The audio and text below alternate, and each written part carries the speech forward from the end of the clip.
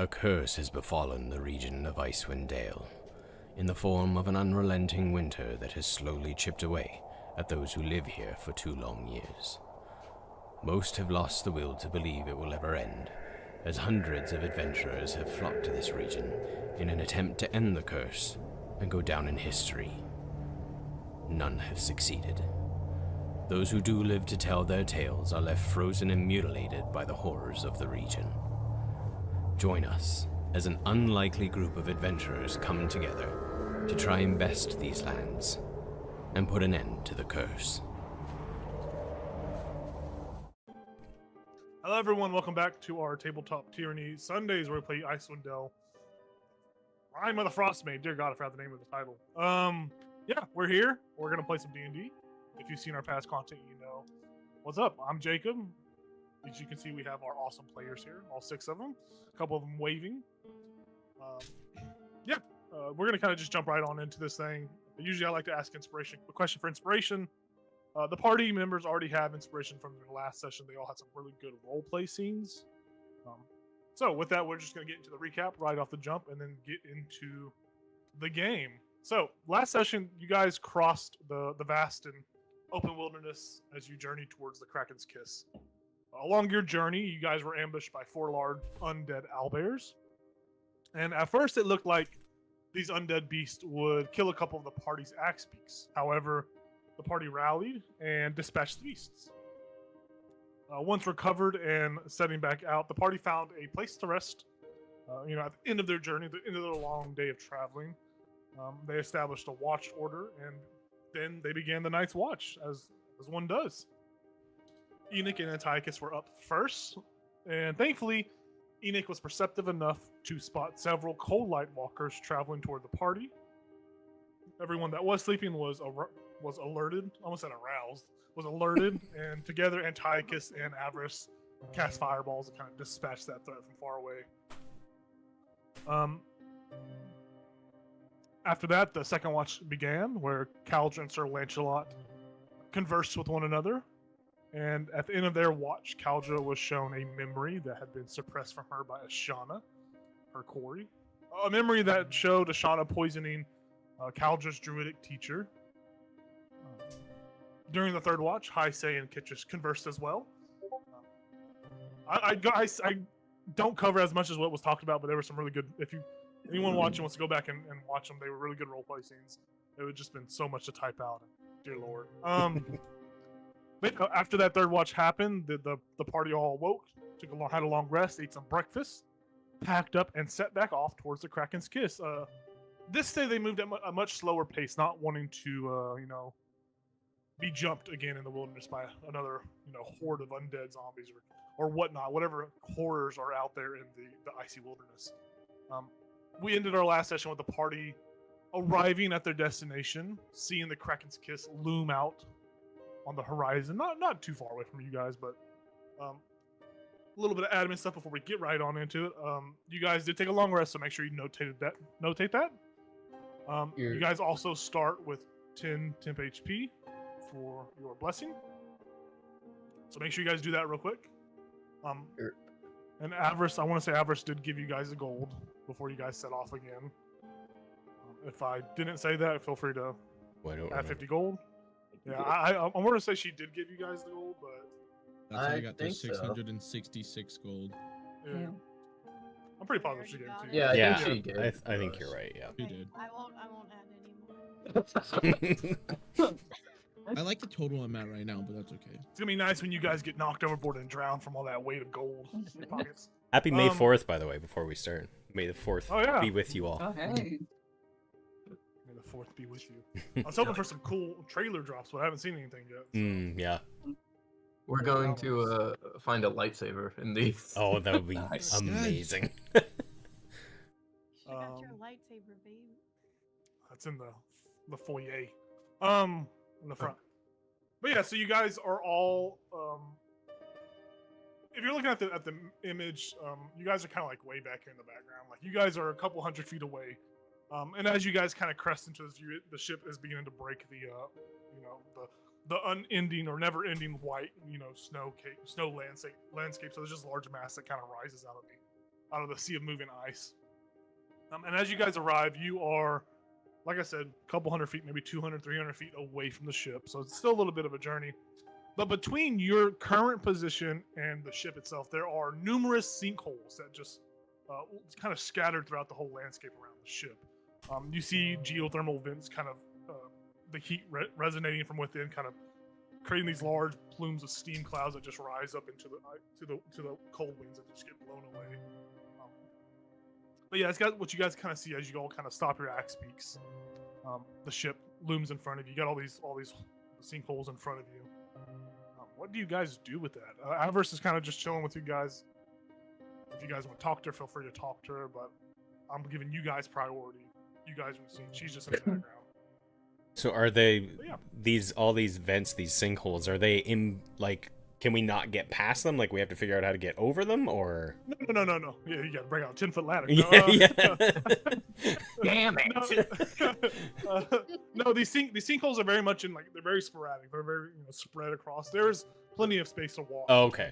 It's not like they are like you gotta like tiptoe your way through. But yeah. But yeah, the main thing I want to bring up to you guys is what are y'all doing with y'all's axe peaks? That's what I was just gonna ask in character. Yeah. yeah. My bad. Yeah. No, you're fine. Over to you. Yeah, I would have been like, what do we do with the birds while we're in there? Assuming we're all going in. I mean, I could stay out here, but I'm probably more valuable inside the ship. We just tie them up. To the ship. No. Are there Like drive one of our climbing crampons or whatever into the ice. Yeah. We don't know how long we're gonna be in there though. That we might come back to just, ropes and no birds. Well, that's a dark way to look at it. Well, I mean, I feel like think of where we are. yeah.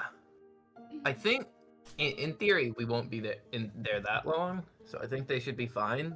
I'm worried if we take them out closer to the ship that the great worm that guards the dragon's thing will eat them. I think that's what the holes are, right?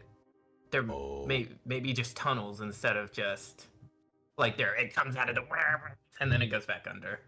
Right.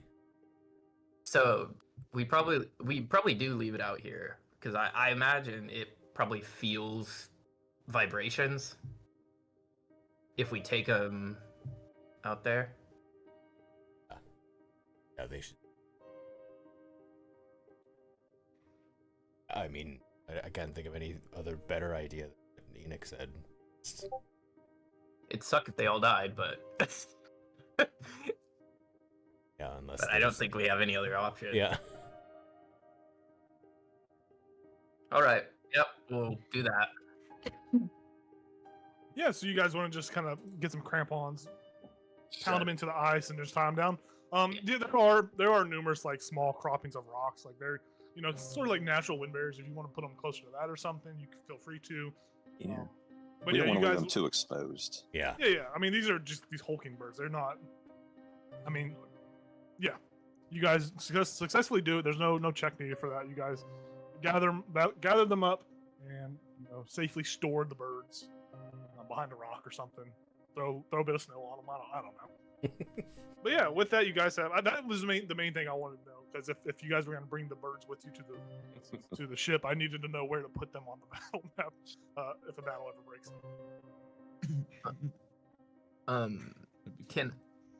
I want to have Demetrius, and I want to send him to step around near the sinkholes, like on the ground near them. Yeah, and for just sure. kind of like put his feet and kind of like stamp on the ground a little bit. Yeah. You send him out. You got this, Demetrius. He gives you a thumbs up. Do you go into your like kind of catatonic? Yeah. Yeah. So Demetrius flies over to one of the closest sinkholes and begins a little pat tap tap. Also, have him just look down one. Yeah. So he does this little tap tap. There's no sudden movement or no kind of like rumbles, receptive rumble or something like that. Yeah. He looks down. These sinkholes, they are just straight drop offs. They kind of like curve down a little bit, like kind of like a slide, like they kind of just curve down. but the edges of the interior of the actual tunnel is just completely smooth. It almost looks, it has this glassy reflection, as if the ice had been superheated or super cooled at some point, and it just forms this beautiful, like, crystalline, smooth glass slip and slide, basically. That just goes down, down, down, and it kind of disappears past his vision. If he wants to fly down a little bit, he would see that it extends far and far beneath the ice. I'll just relay that information, and just like they can see he's not dead. So, How far across are these holes?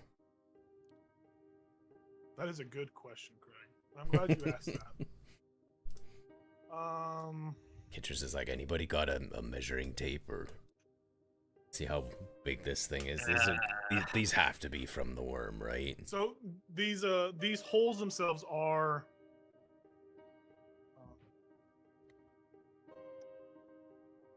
I don't know what would that be in the sphere term. So these holes are, we'll say, 15 feet in diameter. So they're really massive holes. They are. Yeah. 15 to 20 feet. They are perfectly symmetrical on either side. They're large. right. Some would say they are huge. Hmm. Who? Who said that? They're all dead. Shit. I mean, maybe we just go across and move really light. Like we just maybe my owl didn't make any noise, and he was like stamping on the ground. So as long as we don't. Did one of us have Pass Without a Trace in this group? We didn't. Okay. It would only be a druid. Time out. You guys did have a long rest, so if you have the ability to change spells around, you would have been able to have done that as well. So Let me just change my spells around. so like put a pause on it for a second, because these, when we do these like wilderness travel, days kind of go by quick. Oh wait. So you would have had the time to change your spells around. You already rolled. Remember, Did and I? you succeeded. Yeah, remember the Okay, memory Okay. triggered and you succeeded. So. Yep. Just kidding. I don't need to roll. But yeah, Phil, take the next 5 minutes or so to we'll pause the stream for a second, like not actually pause it, but take 5 minutes to kind of go through your spells and see if you can switch Can anything someone just tell around. me what level it is? Oh wait, where'd it go? 2 Yep, I see it. should be level 2.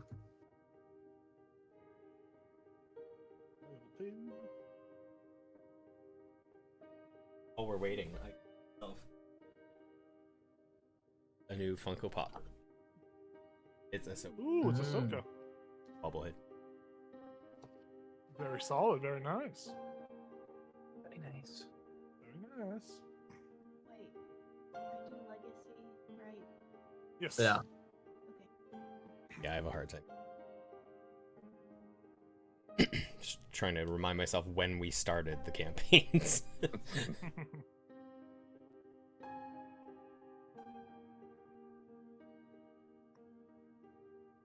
Do you have Path Without a Trace? I do. Okay. I'm also looking and see what spells I actually.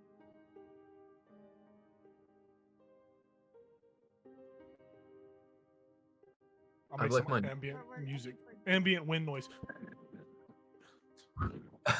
I'm so immersed. I'm so immersed. Oh God. And we know there's a Worm. worm. Yeah. Yeah, the dragon did tell you that had recently a worm had moved into start guarding and kind of. I had notes on that. Would I know if a worm is considered a beast or not? No, it's a monster or More creature? it's more so monstrosity than anything. Okay. Never mind.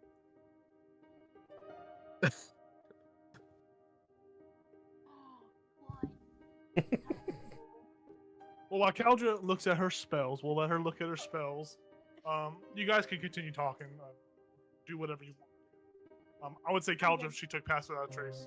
So. I'm good. Yep. I will cast that as we get closer. There we go. Sure. You guys Yeah, and are invisible. Just kidding. Well, Yeah, and you guys are still about 200, 300 feet away. The sinkholes themselves don't start till about 150 feet forward. So you got a little bit of area to kind of walk towards. So you guys can do that while you're discussing this. Alrighty, guys, I gotta boop everyone on the nose. Be gentle. Okay. I start. She just weeping. punches the shit out of you. I just boop everyone on the nose, That's fair. and I boop myself. So you give it to is it within a 30-foot area of you? Yeah, Yeah. Avarice, I gotta boop ya. She just nods. Yeah, and you see her gargoyles, Gargoyle and Gargoyle. They are, during y'all guys' adventure, she told them to go up and fly and kind of scout. They're not actually in sight right now, so they are not going to be. They're probably out and about in the wilderness, kind of keeping a wide berth to keep you guys in some sort of scouting mission or whatever. But yeah, you guys all, if you would all want to make stealth rolls as you begin to maneuver through this sinkhole field, feel free to do that now. Okay. I'm glad we've passed that first. Oh no, I'm using my heroic inspiration. I should do that. I should do that. Oh wait, I get advantage. Much better. With the cloak. I don't need to use my inspiration. Perfect. Much better. It's better than it was. Okay. 19. Wow. That was a plus 10? Yes. I got a 30. Very nice. Got a 31. 21. Ooh. 21. 16. 16. Avarice got an 11 with a natural 1. Nice. Oh, wow. She That slipped. was my first roll. So flavor text, it looks like she's getting to the edge of one of the sinkholes and looks like she's about to slip. And she's like doing that thing where she like waves her arms or whatever. But you guys just push her in. Exactly. If she Oh, dies, the then, king. then we don't have to share any of the artifacts with This her. is Sparta! I'm gonna no. help you. Whoops. She'll just fly out of it. But yeah, no, she's doing that, and she's making sure. Whoa, whoa, whoa! And she kind of rights herself up. She gets her own back. But yeah, you guys, even with that catastrophic fell on her part, you guys navigate this sinkhole. There are no earth rumbles, no kind of clues as if you have been noticed or spotted by any kind of worm creature. But yeah, you get closer and closer to this ship. As you get to the kind of the base of the ship itself, you see that from the ground up is about a 10-foot climb. The whole ship, all the rigging and all the ropes and all that are coated in a very slick set of ice. Like everything is just coated in frost and ice. This ship, several large ice floes have kind of erupted to kind of trap this thing in place. Everything is covered with ice. There is a ladder that kind of is frozen stiff to the side of the ship. It is slick as well. If anyone moving on the outside of the ship trying to climb up and down, it is coated in some slippery ice, so you would have to be able to navigate that. I think with your guys' gear, though, I think you guys should be able to climb it easily enough. So I will just say for the sake of brevity, you guys all ascend the boat. You guys all climb the boat up. Unless you guys want to go in a certain order or be stealthy about it, you guys will all be able to get access to the ship. I'm going to take away the map from you guys. So use it as a visual cue for myself.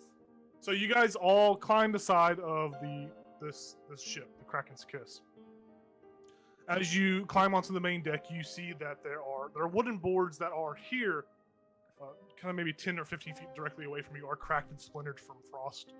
There is a large hole in the deck that exposes a part of the hold below. The planks around the hole are marred with deep grooves as if a heavy dragon claw had dug up and pried the wood apart. The hole itself is roughly 20 feet by 20 feet, so it is a very large portion of the ship's main deck. You kind of peer down into the hole, and you see that the snow that does fall here has naturally kind of accumulated over time, having a little snow pile. As you glance around the rest of the ship, you see there are stairways that ascend to the forecastle and the aft castle. So there are stairways that ascend to the north and to the south of the boat from where you guys are at, as well as a stairway that descends downward into the hold of the vessel. Beneath the forecastle and aft castle are doorways, each of them closed by 7-foot tall doors made of sturdy wood. However, the door beneath the aft castle on the south side of the ship is entirely encased in a thick layer of ice. It has just completely overtaken the door. You see there is, kind of beneath the ice itself, there's a large complicated padlock. And lastly, there are 2 cannons near the aft castle that are frozen stiff, but they are still in relatively decent shape. And you see close to each of those cannons are 3 cannonballs. So yeah, you guys, it's just an open main deck. You got stairways that go to the north and to the south that ascend up to like a second platform.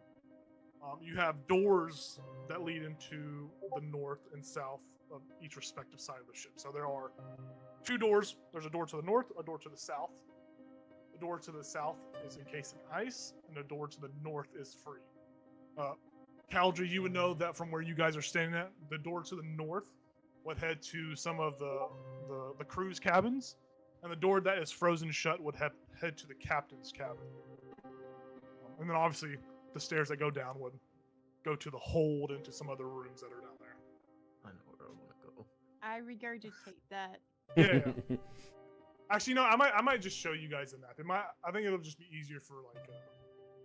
Let me make sure nothing's. Okay. So here's the map. So you have it's 3-tiered, right? Sure. This far left is it's just the whole ship without the cabins. The cabins, they're all cabins here, and then this ship is just the hold. There are the 2 cannons I was speaking of. There's 2 cannons up here, and I forgot to mention there are 2 cannons actually kind of close to you as well. So there are 4 cannons in total, each with 3 cannonballs next to the respective cannon. So we're down here. You guys are right here. So I just kept you on the middle one because it's you guys are gonna go to the cabins. Yeah. My gosh. Yeah, you guys got it. It's gonna take a second to kind of process it. You gotta look at it. I zoomed in on the first one. Okay. Yeah. Just think about it like this: the middle ship and the first ship are basically the same, right? Mhm. So whenever if a battle does occur, we will more than likely use the middle ship. And if you guys go to a second layer, like you ascend the stairs up to the second platform layers at the top, then you guys would come over to here to this part of the map. It's a bunch of bullshit. But yes. I'd like to go to the captain's quarters. Yeah, that sounds like a good idea. I want to go to the other one. Is there a tricorn? So whoever wants to go to the captain's cabin, feel free to move your tokens down there. The captain cabin's on the south. Caldra heads to the north towards the crew cabins. Avarice will probably just stick with Caldra.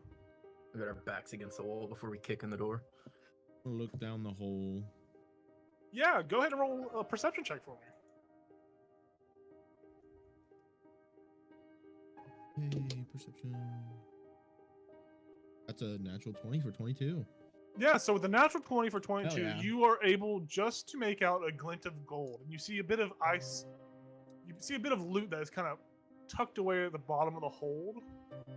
That is just entirely encased in ice. There are, it looks like a large mound of gold and some sort of items or treasures, but they are each within like these heavy layers of ice that you would have to probably kind of pick at for a while to get to access. But there is some booty. There is some loot, as they say.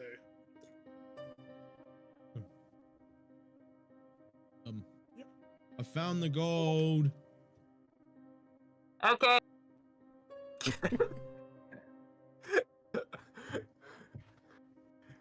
Yeah. I'll just So, turn to we'll- Antiochus and say we probably shouldn't shout. Okay. So the ones that went to the south side of the ship, So sad.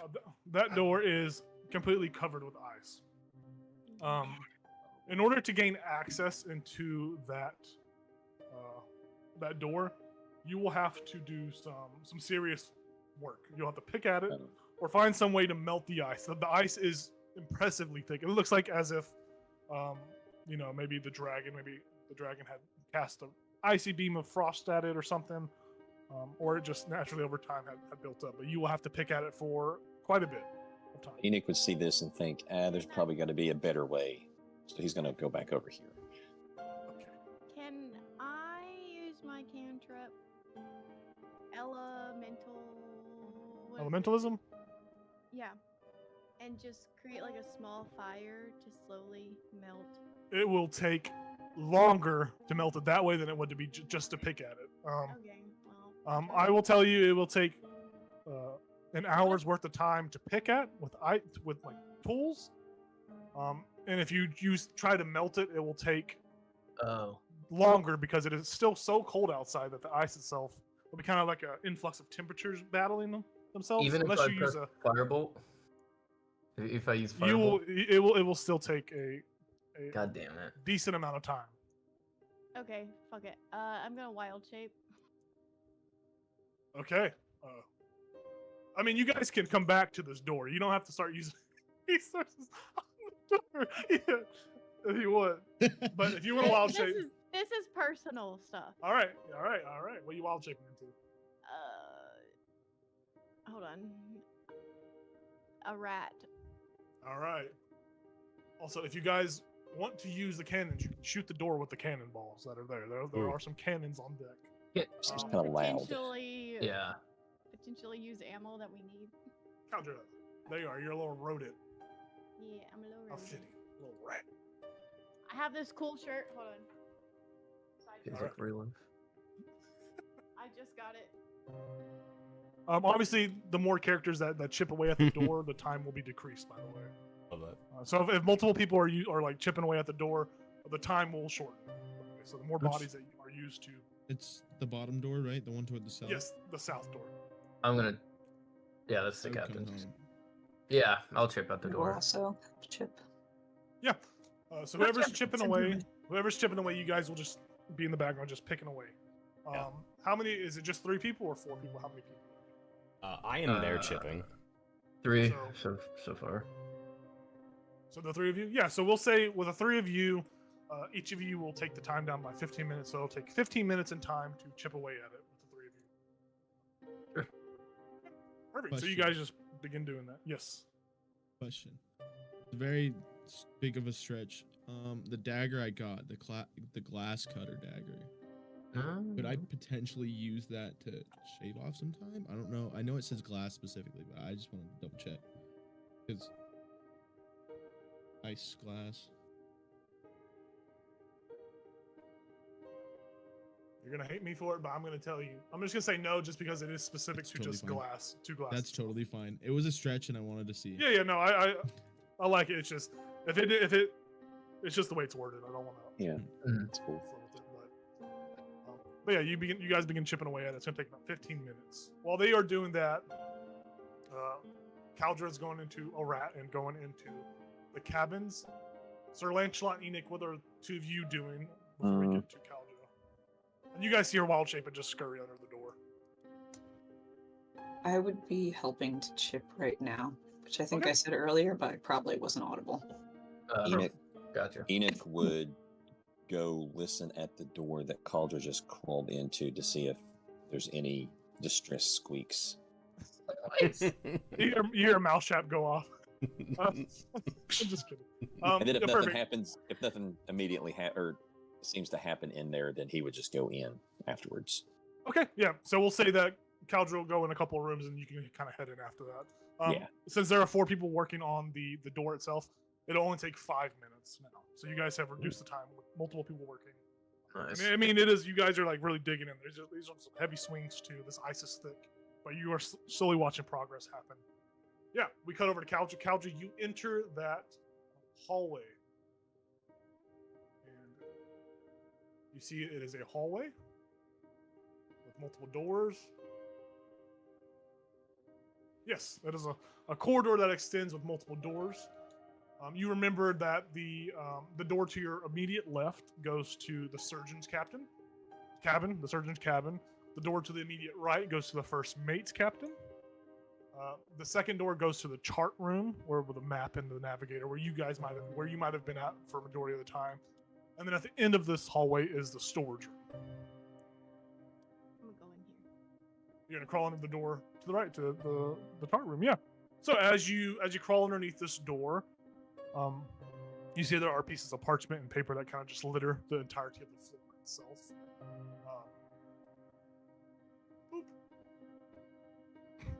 You see there are just papers and parchment that are just kind of tossed about. You see there's a large detailed map of the Sword Coast that takes up most of the walls, and there are some routes that have been pinned. There's some string, some twine that goes between routes. There's some islands that have been circled with question marks. You remember this as Captain Yesena. Captain Yesena had stated that they all were going to look for some treasure, and there were some clues that she had found when you guys were all in Neverwinter, and after you guys were going to be done at Icewind Dale, you would check those out, but obviously the time for that never came. But this room is empty. Okay. Then I will. What did you say this one was? That's the first mate's cabin. Okay. Done here. Yeah. So this room, as you kind of squeak your way underneath it, it is. As you kind of go underneath the door itself, as you're about to head under the door frame, squeeze through, you see that the door leading into the room. There appears there are some sort of engraving on the door itself, kind of where the just like at the middle of the door, about kind of like 4 foot up, and it says Worm's Room. The room itself is primarily empty, besides a frost-covered bed that has been shoved into the corner beneath the wooden stairs. Beneath the wooden stairs outside. In the bed is a small skeleton. Their head is hidden beneath a pillow. And as you kind of enter this room, you feel this pressure kind of hit your chest. You feel it's hard to breathe as you enter this room. This sense of suffocation kind of overcomes you, as if some sort of unseen force is pushing down on your chest. But you just see the skeleton of a small goblin with a pillow over its head.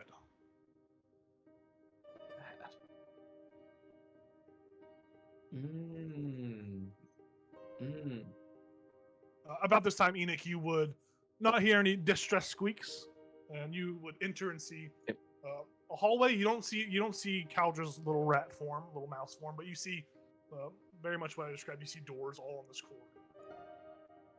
They're all shut. I would gingerly test the door on the left. Yeah, the door on the left. It's like a door. There's like a little doorknob kind of action. You go to turn it, it turns freely. There's no resistance, and you kind of push it open a little bit.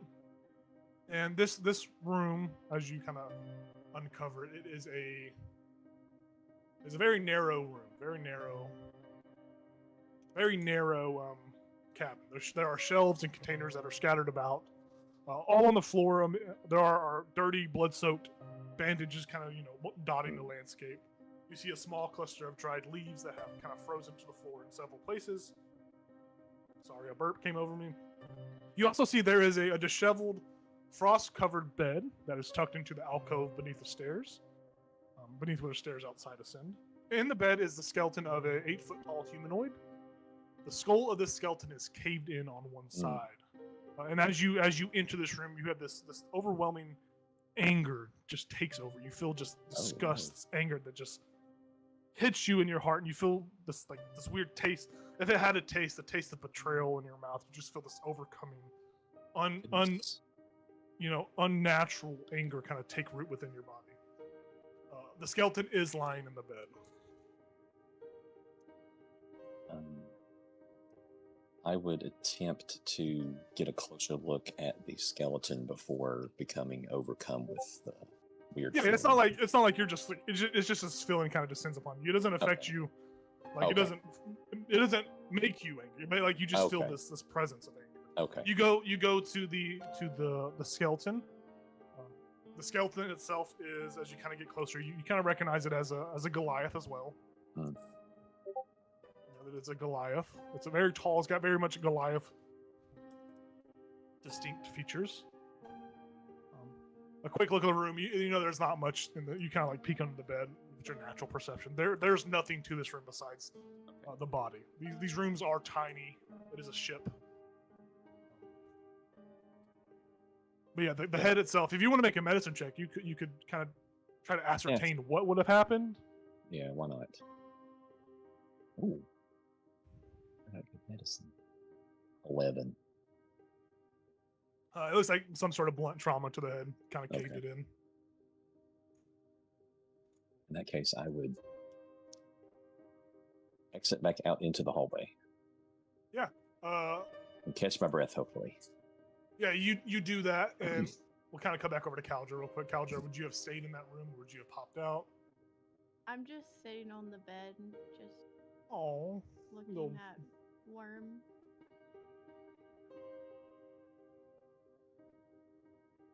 You hear? Grieving. yes.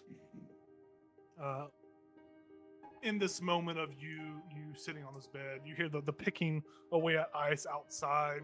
Get back into it. You probably hear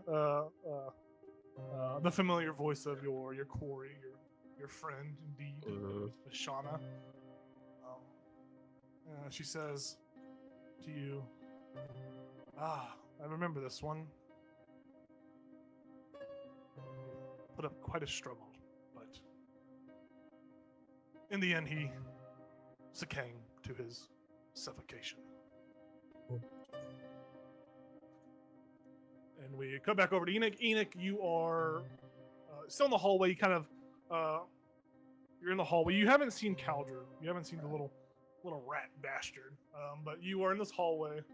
You as well hear the picking away at ice on the other side. Those that are picking away at the ice, you're halfway done. You're seeing cracks and you're seeing large chunks of ice just psh, psh, psh, cracking noise, ping ping, as you guys are hammering away. So you guys are doing it. You guys are making progress. Kitcher's out loud while we're doing it. He'll be like, this being frozen from the outside, probably the dragon did it. There might be creatures in here, so just be ready for that. Okay. Yeah. God, I can't do physical labor. This shit. Doing great. Just keep it up. I mean, I'm not made for this, man. You could hit it with a few fireballs and see if it cuts the time down, but I not don't fireballs, think so. bolt. Ooh, this shit just lights on fire. Oh no. Yeah, so while you guys are having that conversation, Enoch will kind of come back to you in this moment. You are still in that hallway. Okay. Enoch would just go straight forward and check the door to the far north. Yeah, for sure. So this room is a storage room as you kind of open the door. Oh, I got a burp. Bless you. The Arctic wind gets to me. So this small cabin holds 2 frost-covered barrels. Lying next to these barrels are 3 rat skeletons. Each of them lying in broken states. There are some mooring ropes and fishing nets that hang from hooks along the back walls.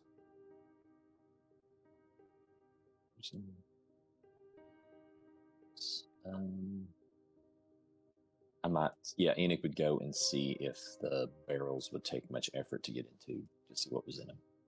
Yeah, so you walk over to the barrels. They are completely wooden. They are, equally covered in frost. Not as much as that door to the south side is. But you feel that you could make some athletics check to kind of pry them open, or manhandle them open, or you could just beat the shit out of them. You're a monk, so you could punch them to death. You have the means to open. Yeah, I'll use my quarterstaff to pry them open. Yeah. Is that athletics? Yeah, actually, if you're just using your staff and with the leverage, there's no check made. You're easily able to just pop them open. Yeah, with that, you open both of them. One of them, as you look into it, contains a hooded lantern, 3 flasks of oil, and 5 bars of lime soap. Nice. The second barrel has a really large iron key, and then a set of 3 manacles, 3 handcuffs. as well as 10 torches. The key itself does not belong to the manacles. You can see Oh, that. okay. This key is much larger than these handcuffs are. Okay. Tyler. I would see if I could carry some of that stuff. I'd definitely take the key. Key And acquired. then, yeah, take the key and the bars of soap. Yes, you have 10 bars of 5 bars of lime soap. Okay. It smells fresh, a little stiff from the cold, but they are fine soap bars. I'll make a note of everything else, and that way I can tell. Yeah, I can. I'll just shoot it to you in your DM. Okay, then I can tell my buddies later. It's like, hey, I'm not going to carry all this junk by myself, but I do have a bar of soap for some of you. We're getting pretty funky out here. You may just post it in the general. Yeah, that'd chat. be cool.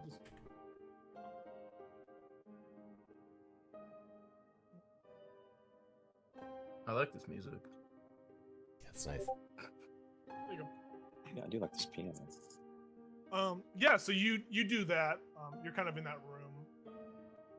We're gonna check in with Caldra one more time. Caldra, you are kind of hearing these words kind of echo throughout your head. You're sitting next to the skeleton of Worm. I think. So, was I able just to open the doors? Yes. I wouldn't have been able to, but it's fine. Okay, that's fine. Well, I'm not gonna. We could retcon your rat shape. It's okay. I'll just come out of my. No, we're gonna Rat retcon it. I shape. don't want you to use a charge for that if you were able to just open the doors. You're gonna need it. You're gonna need it. Is what I'm saying. We're gonna need as much resources as we can have. Okay. What he's well, saying. And plus, a rat is like, you're good. Okay. Yeah. I'm just gonna put my hand over Worm and say, "I'm sorry," and then I'm gonna check. Is it Guntha? It's Gutha. Yeah. So you kind of you cross the corridor. Enoch, you look behind in here. Did my music stop playing? Yeah. As you guys complimented it, it just shuts off. Yes. Didn't like crazy. He that. said, no. all right, I got the Oh. compliment. I'm done. Hold on, guys. Sorry. They're like, oh, they noticed me. I've got to go away. I can't. So yeah, you like me? You like this bitch? All right. Yeah. I'm So as Caldra crosses the corridor, Caldra, you would notice Enoch is at the storage room at the end of the hall, looking at the barrels, picking up some soap. Enoch, you naturally notice her across the hallway, head into that other room. Yeah. So as you're in that room, just like I described before, it is the body of Gutha the Goliath. You don't feel any kind of anger or anything. You don't feel that effect. Ooh. It seems to have just been Enoch that have felt that. It seems to just be the first person that enters these rooms gets these kind of sensations. Gotcha. I would still go over there and look and see what happened, and Yeah, you come into this room. You see just the skeleton, the skull of this Goliath has just been caved in by some sort of blunt trauma. You just kind of resonate with it. Ashana does not speak though. Whenever you guys are. I'm gonna say, Shauna, did you have something to do with this one too? She pipes up. No, I'm afraid not. I left this one to Sethic. Ooh.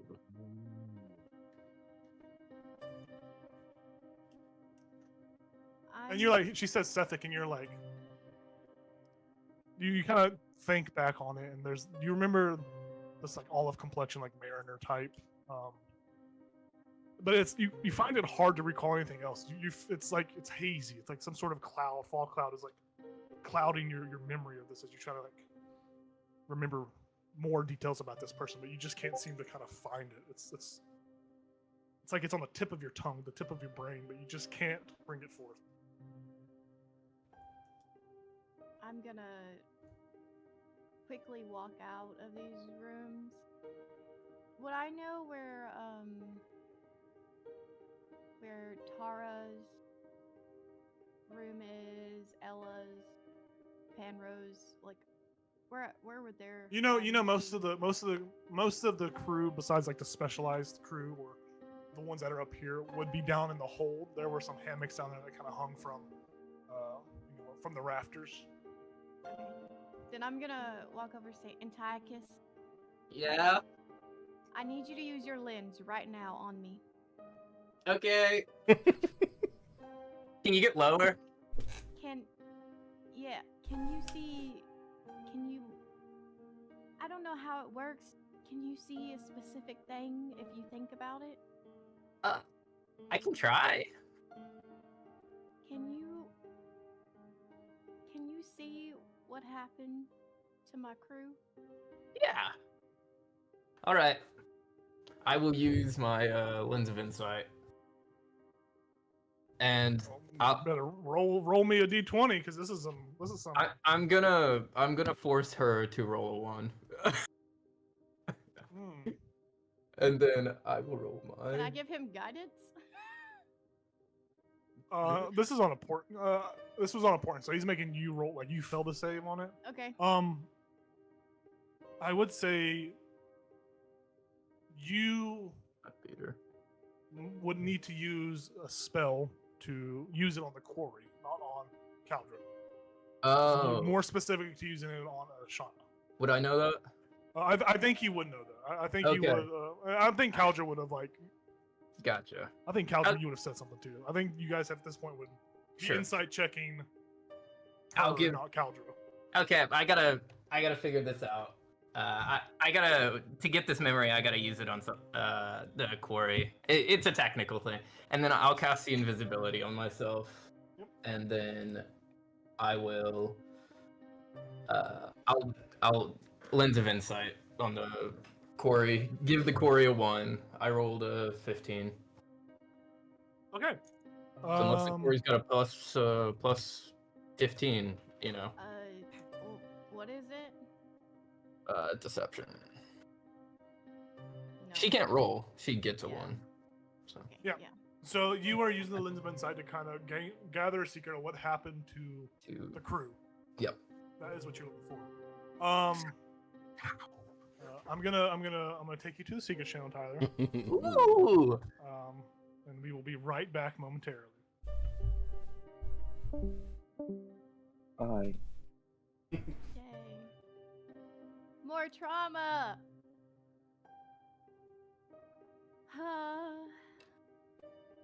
Okay, we all know what happened. Or can guess.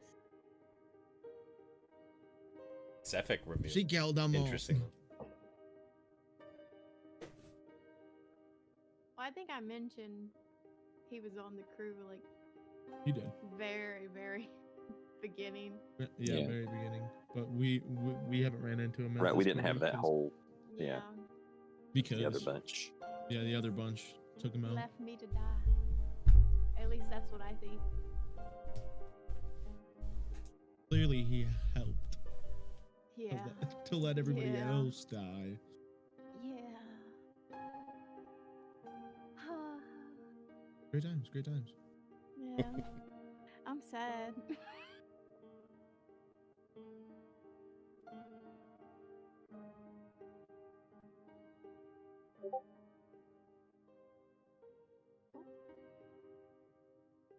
Finally. Oh, I can kind of hear him. If you focus hard enough, you can kind of hear him. Oh, I'm trying not to hear him. I heard Ashana. Oh. Anna. Ooh, Ashana. Oh no. Can't you still talk to her? Or is it a new no. day? It's a new day. No. I can apparently I can just cancel it whenever. Mm. But would I know that? Um, No. I just Oh. walked away thinking it worked.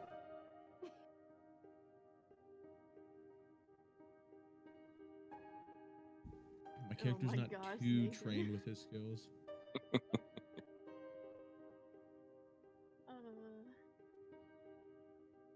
I really have to like hide this when I'm role playing because sometimes y'all post in here and I see it out of the corner of my eye and I'm And it like, just makes you want to laugh, and you're like, and "Oh, I'm God." like being emotional and I look over there and I giggle. I'm like, I'm not supposed to be laughing right now.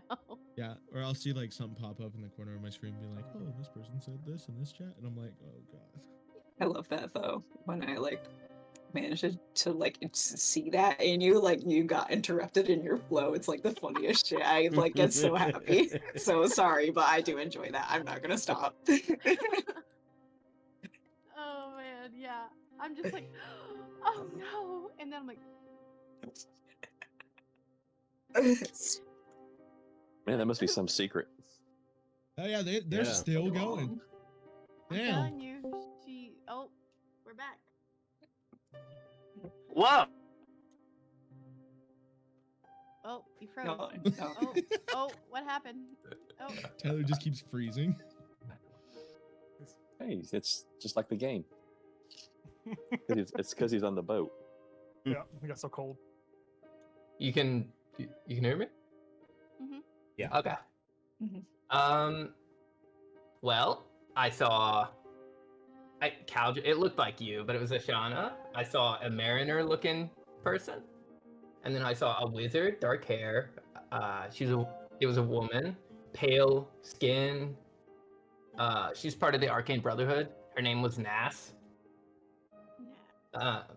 The mariner was assigned to kill Guntha and Ella. Nas was assigned to keep the captain in his room, kill Panros and Merwin. And Ashana was to kill Worm and Tara.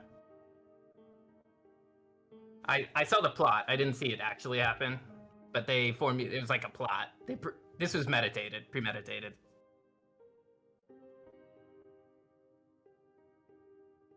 Okay. Was this You good? was all this to steal the artifact, There's an artifact. or so? Why did they? They didn't tell me. Oh, okay. Or the vision, you know. I can only do so much. Okay. Once Just I'm in it, curious. I'm kind of there. Yeah. Yeah. But Just curious. that's what I got. You okay? She's just gonna fall to her knees and start Ow. crying. And roll a d100. Oh fuck. Now she falls to her knees. She goes through the bottom and into the water. She pulls a gainer and falls into the hole. I rolled a double zero. Oh, she's back. Oh, Yeah. already? That was quick. We're gonna have to kill her. I rolled a 7. No. I know. Why can't She's I roll gonna- this roll low when I'm Vara? Gosh dang it. Okay, then I will slowly rise. And You good? I'm fabulous. Ah, fuck, is it that nasty cunt? He's back. Just said that. Oh God. Goodness. Hold on, here. Wow. Put a quarter in the swear jar. Sorry. Kitrus is like, Sir Lancelot, why did your voice just change? I am sick. The air. what The is air a is very dry up here. and what is a cunt? What is this? I know not. It just came to me. I'm quite feverish this morning. Yeah. She'll take off her hood. Yep. Well, Ooh. let's get this show on the road. Can Shall I? we? I have the invisibility on. Do I see? Yeah, it's Do like I see Aldra like outside of? I don't. It's I more or don't know less- how it works. It's more or less like you see like initially it was the core like kind of like floats around or Right. kind of hangs out in one area. This time it looks like the gray tendril ball is like in her circulatory system. It's in her body. Like it looks like a parasite beneath the skin. Oh, I can like see it like veins and stuff. Yeah. Ew. Ah, okay. Well, you're not appealing to look at either. Fuck you. Fuck you. Don't fucking try anything. I saw what you did, you son of a bitch. What side of the ship don't is this fucking- happening on? You guys are on the It's south on side. the It's on our You guys are side. Oh, it's Yeah. all He on came this over side. here. Okay. She came Awesome. to us. Yeah. Also, I'm I just also turned the map is back on if you don't have it. Oh yeah, I got it now. Yeah. I'm just like cursing out at Shauna while you guys are opening the door. Fuck you, bitch. So Yeah, I've been she's back. using my axe this whole time to chip at this. Yes. So I would have like swung just far enough back that it like Oh. came like an inch away from Kaldra's face, Ashana's face, on my next swing as she's talking shit towards everybody. She wouldn't flinch. Anyways, don't try anything. Stay within eye shot. I am not. A burden Don't to give you me that guys. bullshit. I'm here to help. No, you're not. Okay. Well, yes, I'm here to help myself mostly. Okay. Get that door open. Yeah, is the door almost open? Yeah, you guys are cracking away. We're gonna cut over to Enoch real quick before. Also, Avers has passively you guys probably noticed her descend down the stairs. Fuck. She has gone Oh, ahead God. towards the loot, as one would say. Mm. I'm gonna go. We're gonna if I go fall. Yeah, you can. yeah. I'll describe to you what happens when you get down there. I'll highlight the area for you. Enoch, we're gonna cut over to you real quick. What are you doing up here? You kind of So here's he's- a commotion behind. He saw. Okay. He would come out of the hallway. And how far down does this hole into the bottom floor or the bottom? It's only like deck? it's a 5-foot drop, 5 to 10. I will say it's a 10-foot drop. I don't think it's gonna be crazy, but you're not gonna take fall damage. There's like a rope that kind of descends into it too that you can kind of just like slide down like a fire. He would just jump down. Yeah. Easily enough, you would Doop. bloop, pop up over here. Nope. Okay, I will. All right, I'll describe what happens. I'll describe what you guys see in the hold, and then we'll kind of cut back over to the other party members, breaking through the door. So here is what happens. So as Enoch, Heise, and as you guys kind of descend in your own respective ways, you see a very large hold. Very large hold. There are hammocks that hang from either side. Or there are some hammocks that hang down. I don't know why I'm going off script. Let me read my type. So, Bless you. so as you reach the bottom of the stairs, or as you fall to the bottom of the hole, you are greeted by the sight of a large heaps of snow that kind of pile up on the floor that have just accumulated from the hole above. There are 4 tied down rowboats that are covered in ice that lie against the walls. 3 on the east side, 1 on the west. At the northeast portion of this hold rests a large pile of treasure, the entirety of which is buried deep beneath several layers of ice. Whatever lies beneath the ice is hard to make out through the frosted ice, but you do see shapes and objects inside of the ice. It's just so frosted that you can't really tell. In the middlemost, in this hammock right here, there is the skeleton. There's a skeleton of a humanoid that kind of lies with their arm kind of hanging out of the hammock. And that's what you guys all see. And you obviously see Avers. You obviously see Avers kind of like looking at. She's just like Scrooge McDuck, money signs in her eyes, looking at the treasure. Oh.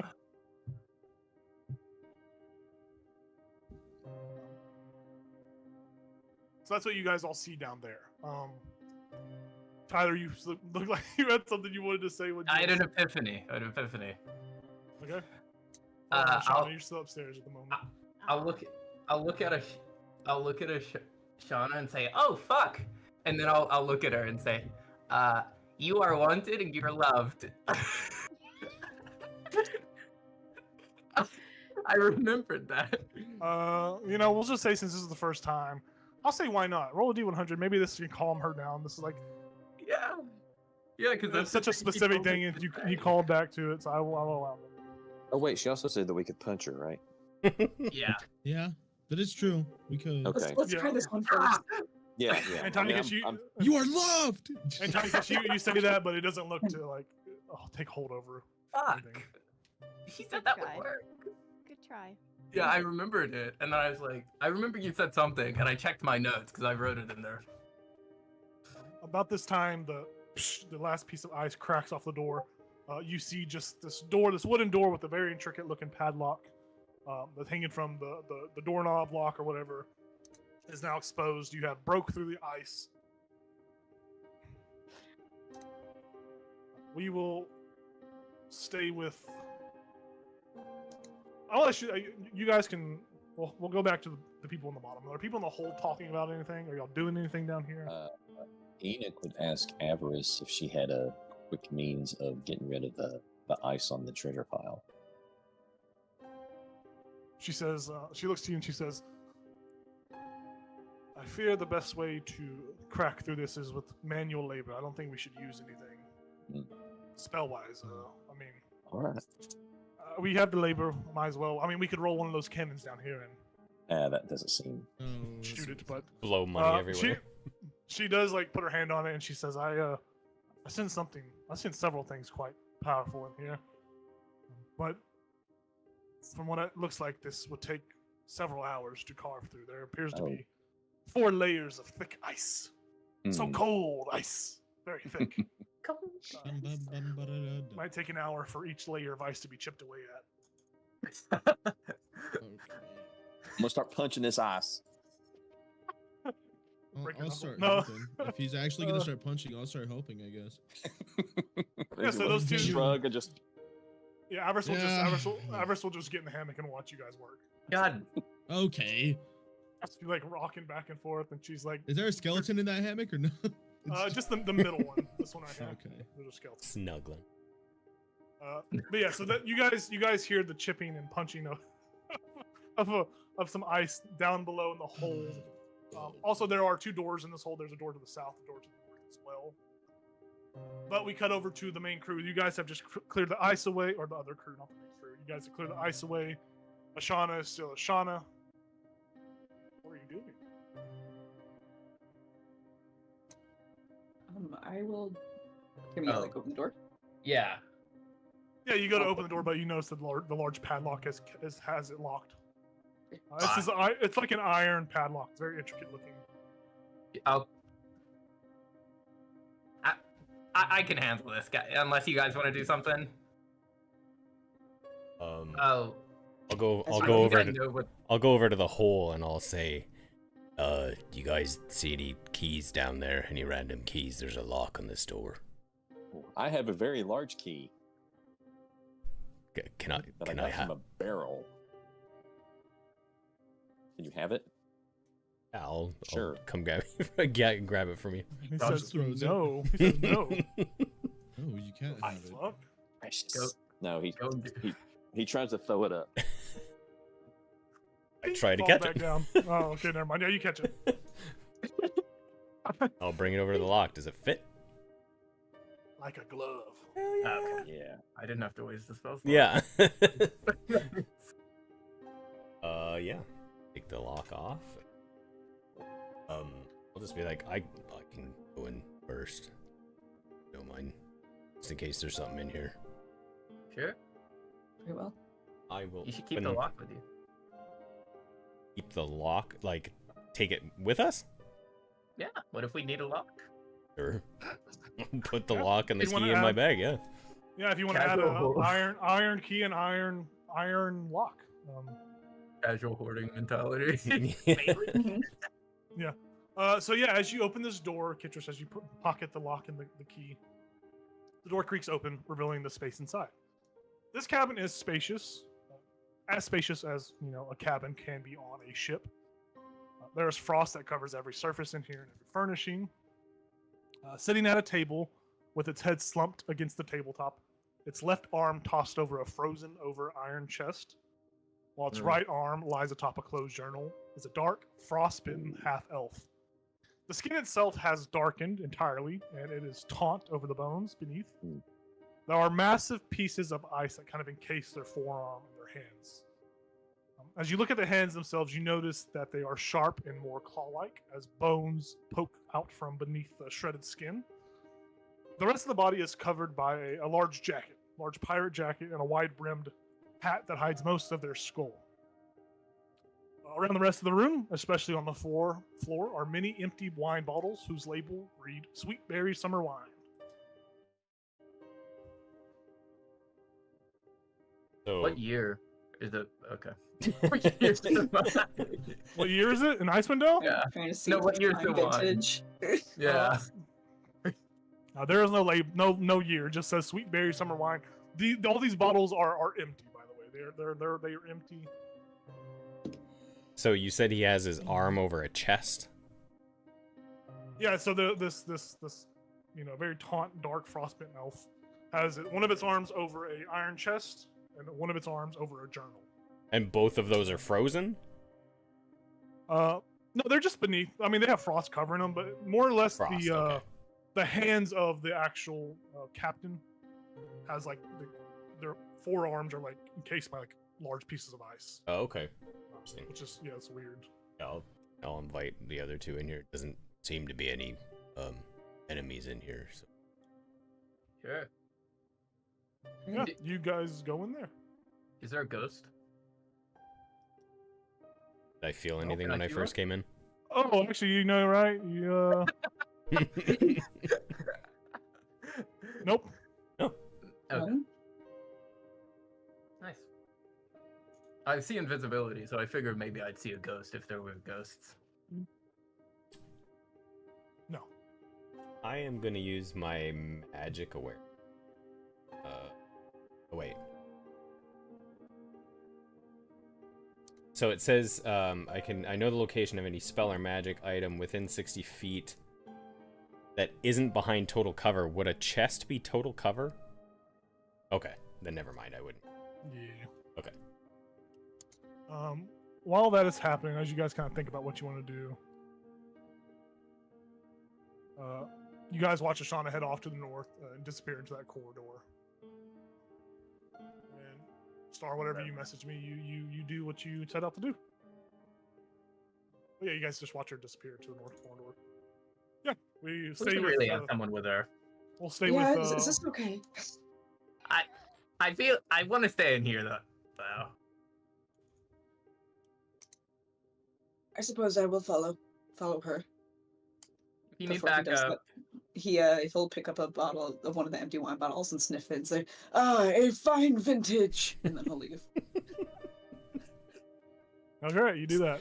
We'll say we're gonna give Caldra some time, or Mhm. Ashana some time real quick while we stay with Kitris and Antiochus. Yeah, just the dynamic duo. I'll take a look at the journal. Can I look over his shoulder? Yeah, so the journal's beneath this half-elf's arm. Sorry, Star's messaging me. Star, you would know that basically what they are looking at is anything you would remember on board. Yeah. Yeah, so you go to grab the journal. It is beneath its arm. You pick up its arm and pull it out. How do you pull the journal out? What are you doing to grab this journal from beneath this frozen half-elf's arm? I mean, I would probably just try to slide it without actually touching the elf. Yeah, that's perfectly fine. You do Yeah. that and do it easy enough. You snag it out. What's it say?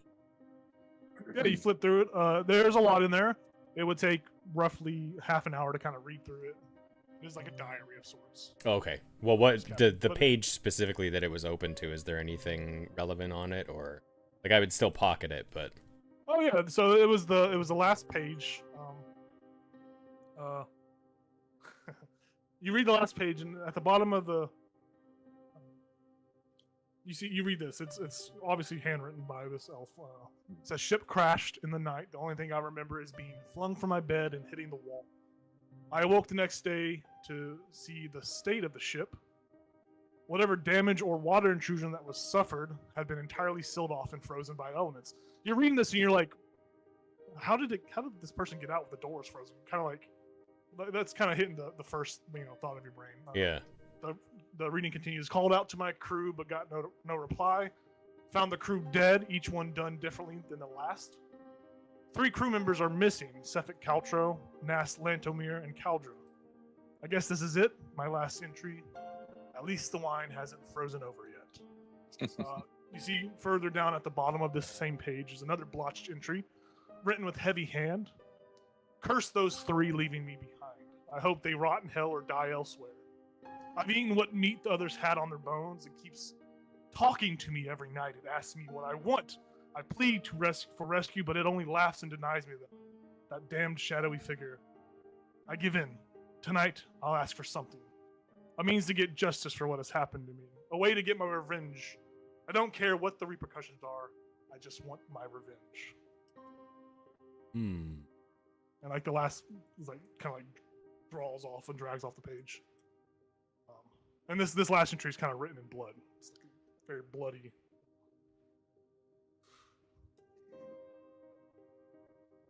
But yeah, that's what you read. Yeah. On the last page.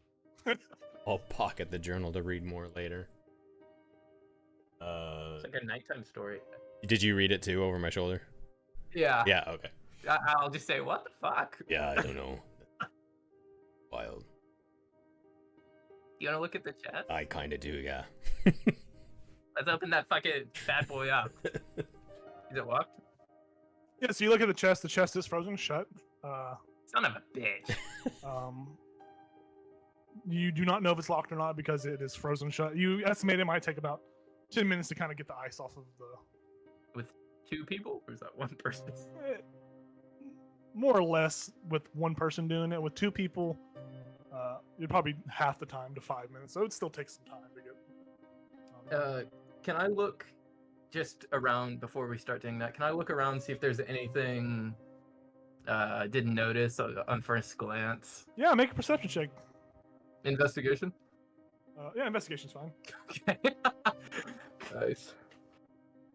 I'll start working on the lock while he's looking around. Son of a bitch. Yeah. 10. You can make it. You can make an investigation check too, Kitchus. You're in the same Oh. room. I'm sure you look around as well. Alright. 13. 13. Yeah, you start working on the chest. You guys don't notice anything differently. We're gonna cut over as you guys start working on it. We're gonna cut over to the people in the hold. You guys are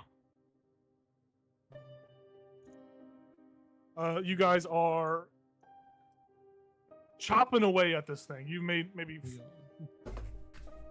you've done a dent. Maybe like 10 minutes have gone by. 5 minutes, 10 minutes have gone by. So you guys are still working on this. You guys want to do anything else while you're down here? You just want to keep on chopping away. I'm just wailing on this ice.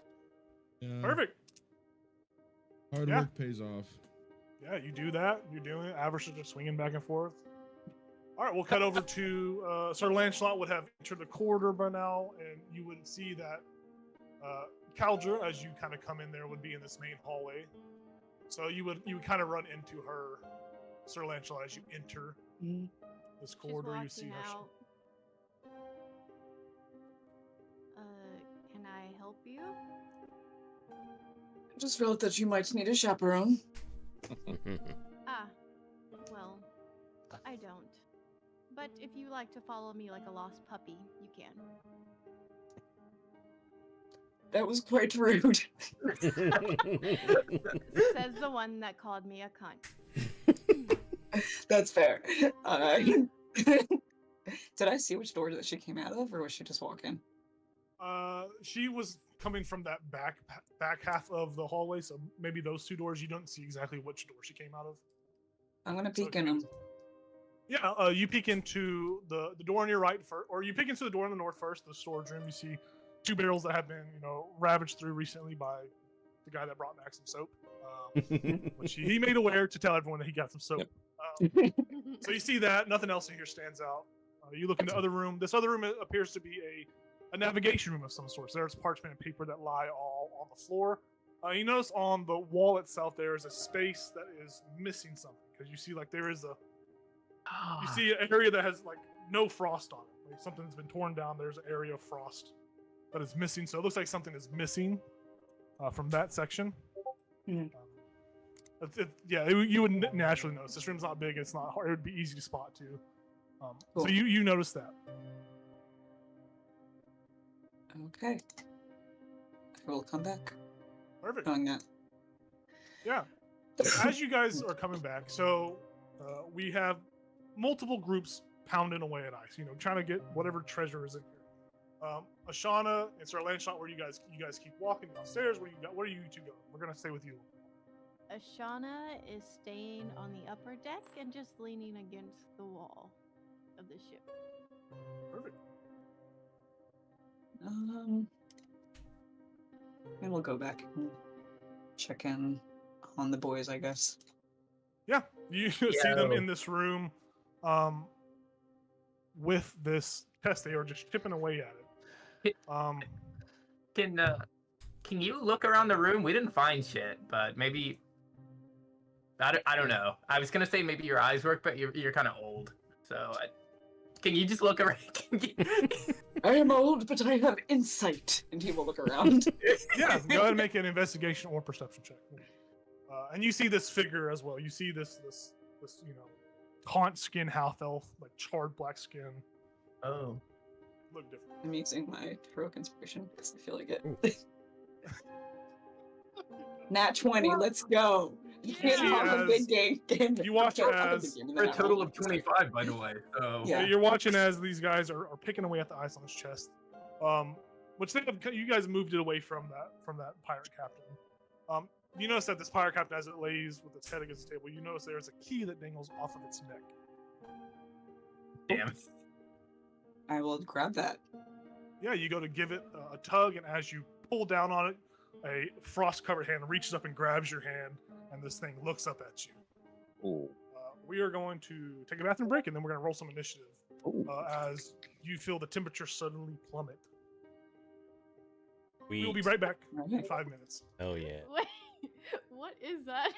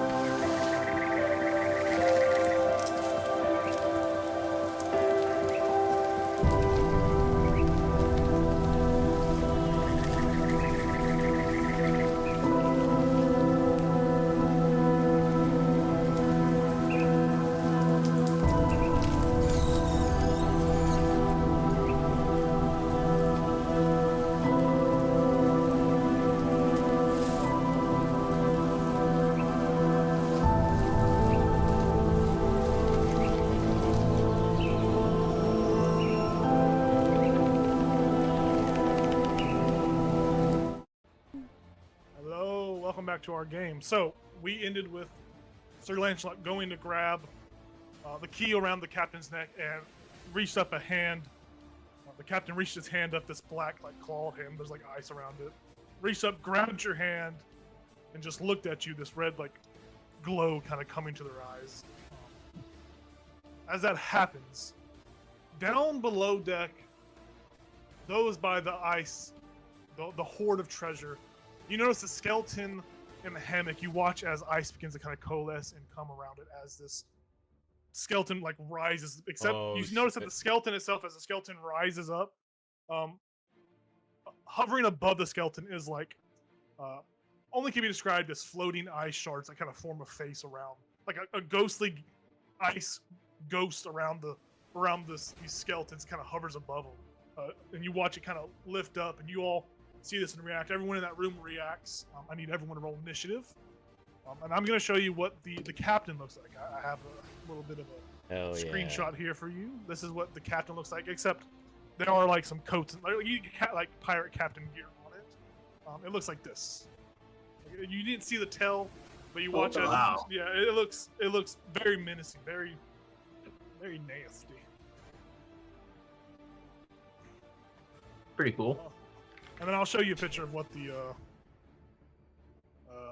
other thing looks like. While you guys roll it up, let me just show you guys what the other thing looks like.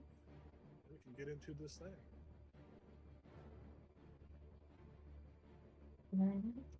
Dude. Oh, let's go. I did that in the. And this is what the skeleton looks like as it rises up. Oh wow. It's like spectrally ice thing kind of pops up. that's- with it. Was this part of the deal he made? Who knows? There were clues that had not been discovered yet. But nonetheless, what are y'all's initiatives as this thing instinctively grabs for the key and the skeleton and the hold reacts to this thing?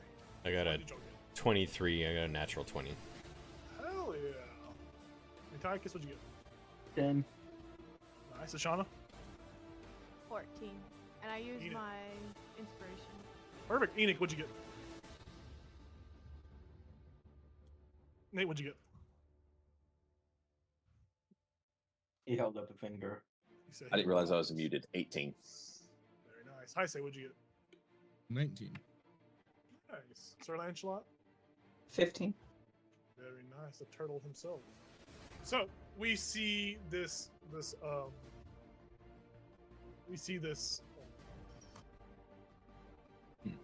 captain. You see he comes to life, grabs the turtle. Kitris, you're the first to react as you watch this happen. What are you doing? I'm sorry, guys. If something bad happens, I'm gonna rage. Hell I like it. yeah. I'll be okay. I'm just gonna move you guys into like respective squares. Mhm. You all fart. You all combust. I'm over in the corner by the chest. I'll be fine. That actually was almost bad, but I don't know what it is. Fireball at self. Oh, okay. This is fucking you. Exciting. So all of a sudden, Kitrus's legs turn into springs. Oh my god, you can also jump! I can jump any direction up to my full movement. So, I mean, it could be useful. Not in this room. Not here. You fucking hit your head on the roof. So Kitrus is just like, what the fuck? Boing, boing. This isn't what I unlocked my magic for. Yeah, exactly. And then I guess he'll just take a couple swings at this captain. Yeah. You know what I completely forgot that I could do? What? Is reckless attack. Yeah. Yeah. Yeah. Just I've never used it. Completely forgot it was even a thing. Oh yeah, advantage. You're using reckless attack? I'm not gonna do it yet, but I will. Actually, you know what? What? Fuck it. Yes, I will. Yeah. Perfect. I was like waiting for him to be like, I want to see how much damage it does Yeah, first. yeah. Wait, what does that mean? I get.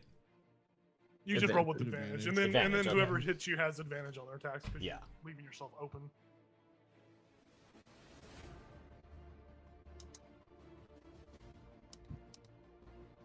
Attack. 5 to hit. Yeah. Nice.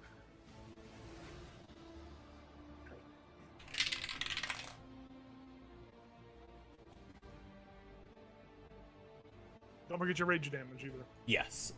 13 damage. 13 damage, and your weapon is just a normal weapon, correct? It is, yeah.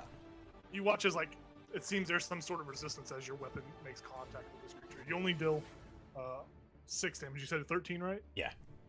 Yeah, you only deal 6 damage. You watch as there's some sort of like it's like chipping off the ice, hitting the skin, and kind of not even like puncturing the skin that is on this skeletal frostbitten body. An attack. 19 to hit. Yes, sir. 10 damage. 10 damage. Reduced to 5. Yeah, just like it's still holding on to Sir Lancelot. It's not even like looking at you as you bring this attack down on it. It's just holding on to the key gripped hand. I will say all of you in this room, Sir Lancelot, you more so than the other two. As this thing looks up to you, you recognize that this is a devil, some sort of devilish creature. This is a devilish, like has devilish features. I read about this. But anyways, Kitchers, what else you want to do? You did your bonus action, your action. You want to move away, do anything else? Or you staying locked in? I just kind of like bounce in place on my new springs. You're like a spoink. You're like the little Pokemon spoink. Yep. Boing, boing. Perfect. All right, we go over to this skeleton named Merwin that has kind of rose from the hammock. This ice shard, apparition hanging above it. I just want to make sure I read everything correctly. Yeah. So it's going to, it kind of like floats down, uses 5 movement to get off of the hammock. And then it is going to... Yes, cone of cold. cast Cold Ball. No, it's going to, as this like, as this form takes its, this like, you hear like incoherent whispering, like ghostly like oohs and ahs. It's going to move up here, and it's going to either attack Avarice or Heisei, as you two are the closest. It kind of like, it doesn't walk. It's more so like it just floats over to you. Like it's very incorporeal. It's got this incorporeal like aspect to it. And it's just going to float over. I'm going to roll a d4. A 1 and 2, it'll hit Heisei. 3 and 4, it'll hit Avarice. I rolled 2. It's going to hit Heisei. Dang it. So it's gonna reach out and try to hit you with a shivering touch. And it rolls a 19 to hit you. That hits. That hits. I do want to use Uncanny Dodge. I don't know what that does personally, but hell yeah. When an attacker hits me, I can use my reaction to half the attack's damage. Okay, cool. Yeah. All right. So this is how much you're going to take. So you take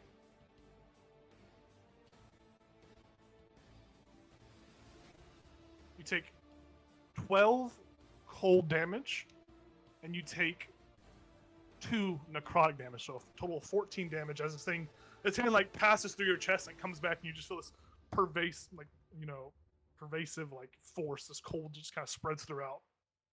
So you only take half of that total. Half of that total, or that's the half of the total? That was the total. You take half of that, so it'd be half of. Half of 14, so 7. 7 points of damage. I need you to make a Constitution saving throw. As this coldness begins to try to spread throughout your body. Grabs your heart. DC is 12. It's nothing to put me to sleep. No. Okay. Inspiration. I'm gonna use my inspiration. Go for it. I'm straight rolling, so this is not good. My Constitution is my low. You said a 12 was the DC? 12. DC 12. I got an 11. Oh.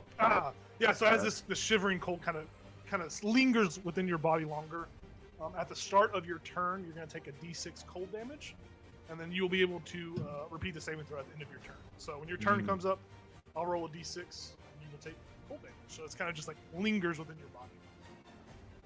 With that, we go to Heisei. Heisei, you take a D6 of cold damage. Yay. You take 6 points of cold damage. Okay.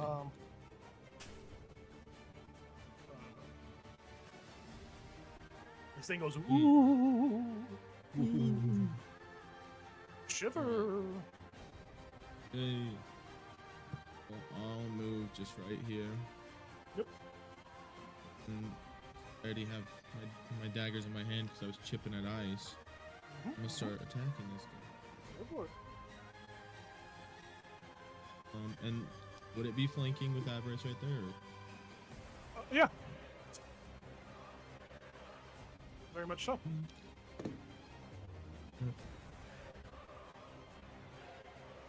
Rolling good. 16 to hit? Yeah, 16 will hit. And this is with Glass Carver, correct? Yeah, this one's with Glass Carver. Yes. And then I'm using sneak attack. Yeah. I forget that glass carver is magical. Oh, That is 22 damage. Yeah, 22 damage. You nice. Glass Carver cuts through this thing. You have somehow managed to bloody it. It's finding the right points as Whoa. this magical dagger Oh, wow. is cutting through this incorporeal creature, this undead creature. That was your first attack with your Glass Carver. You want to do the bonus attack? Second with the non-magical dagger? No. Actually, no, I'm not gonna step it. I'm just gonna use. I'm gonna use my cunning action and I'm gonna disengage. Yeah, as a bonus. Yeah, go for it. You do so. Just here. Perfect. Alrighty, That's that was it. your action, bonus action, and your reaction. And you can make a Constitution saving throw to see if you end that effect on it. That's a 15. Yeah, you steady yourself. That cold that kind of invaded your body is gone. Very nice. We go over to Enoch. Enoch, you watch Heisei do some damage to this ghostly ice skeleton thingamajig. So Enoch is going to run over here, and as he does so, he's going to use his bonus action to engage his tattoos. Nice, go for it. And since he's not exactly up against Merwin, is this also considered flanking or no? 16 inch. I would say, yeah. I will say yeah, because you're making a melee attack, but you have extended range because you're tattoos. So Right. I'll say for the sake of this, it's still flanks. You still have advantage. And that's advantage. yes, advantage on the Okay. attacks. Avarice is still Alright. like rocking in her chair, trying to like, Yeah. steady yourself to get up. So I get 2 attacks. Oh, 19. I'm assuming that Yeah, hits. hits. Yes, hits. Sorry. Okay, Spaced out. and no, that's fine. And then the second one is 13. Those both hit. 13 is its Okay. AC. Oh, so we have. And these are magical because you are using your tattoo. So 12 So we damage. have 23 points of bludgeoning and 5 points of force. Yeah, those were both of your attacks. All the damage Yes. for it. Yeah. So what does it look like as you dispatch this ghostly skeleton? So he is all ice, right? It's more or less there's a skeleton that has ice kind of like flake through, and there's like icy ghost above that's kind of hovering. So since it's the ranged melee attacks, his tattoos, they look like lotus flowers made out of shards of rock and like raven talons. So that's what looks like it flies out of his hands when he punches.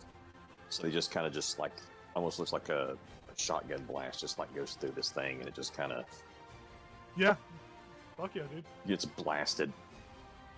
Yeah, it does exactly as you say. It looks fucking cinematic as fuck. Awesome. Do you want to do anything else? You want to do any more movement or? Yeah, let's see. I moved. I was there, so I moved. I don't think you would know what's going on upstairs though. Oh, You don't know. Yeah, I don't think you have any kind of clue of why that. Okay. What happened? In that I will say case- you can make a perception check to see if you hear any of the fighting upstairs. Okay, I'll do that. No. Yeah. 3. Yeah, so you're kind of like confused, like what the fuck? Like you don't know if maybe hitting the ice made this thing wake, or you don't really. In that case, he would probably stay exactly where he's at and just wait to see what happens next. Okay. We move over to another enemy that is not unseen yet. Ashana, you're hearing the noises come from the south. You're hearing this battle happen. You're up here above. You can kind of see into that room. You watch as you kind of turn to look over there, you see a spectral figure of a goblin. The worm floats through the ground up, moves incorporeal through the floor as it kind of emerges in front of you. And you see, as it looks at you, it lets out as a bonus action, actually as an action, as its whole turn, it moves towards you and it lets out a deathly like cry, just this large, high-pitched cry as it points at you, as it seems some sort of recognition falls upon it as it says that. As that happens, those in the captain's quarters watch as that devil who's holding on to the arm of Sir Lancelot looks like he kind of like loosens his grip and it looks over in the direction of where Caldra or Ashana stands, as it seems that there's a more particular foe that it wants. I wonder why. Everyone's like, let's see how this plays out. But with Hang on. that Like that Caldra is die. I got some That is- popcorn. No. that is Worm's whole turn. It uses its bonus action, to do a rallying cry to kind of deduce who it wants to beat the shit out of. We'll go to Sir Lancelot. You see this, you notice this. It loosens its grip as it looks towards. Like it looks in the direction. Somehow it finds where Ashana's at, but it looks in that general direction. It's not even focused on anyone here. What do you do? I mean, I'm gonna smite him, but first I'll be like, you are not the first trapped corpse I've encountered, and you will not be my last. And then he will swing. Yeah. Sure. Oh my god, can I flip him? Yeah. I'm dying. Maybe he will be the last. 9 doesn't hit. 9 does not hit. That's okay. I get an extra attack. That's 15 hit. A 15 just hits this guy. Thank the Lord. Okay. The morning glory. So 9 from the Morning Star, and then I'm gonna Which do a is- smite. So the 9 isn't. It's not magical for the Morning Star, correct? So that'll No, be half. it's So okay. that'll be 4 for the Morning Star, and then your And smite then damage. yeah, I'm It is gonna do. Fiend. Okay. I'm gonna do it at the 2nd level, so it's going to be 2d4 plus 1d4 for it being level 2 plus 1. Sorry, d8s against Okay. undead fiend, so it should be 40, I think. Oh.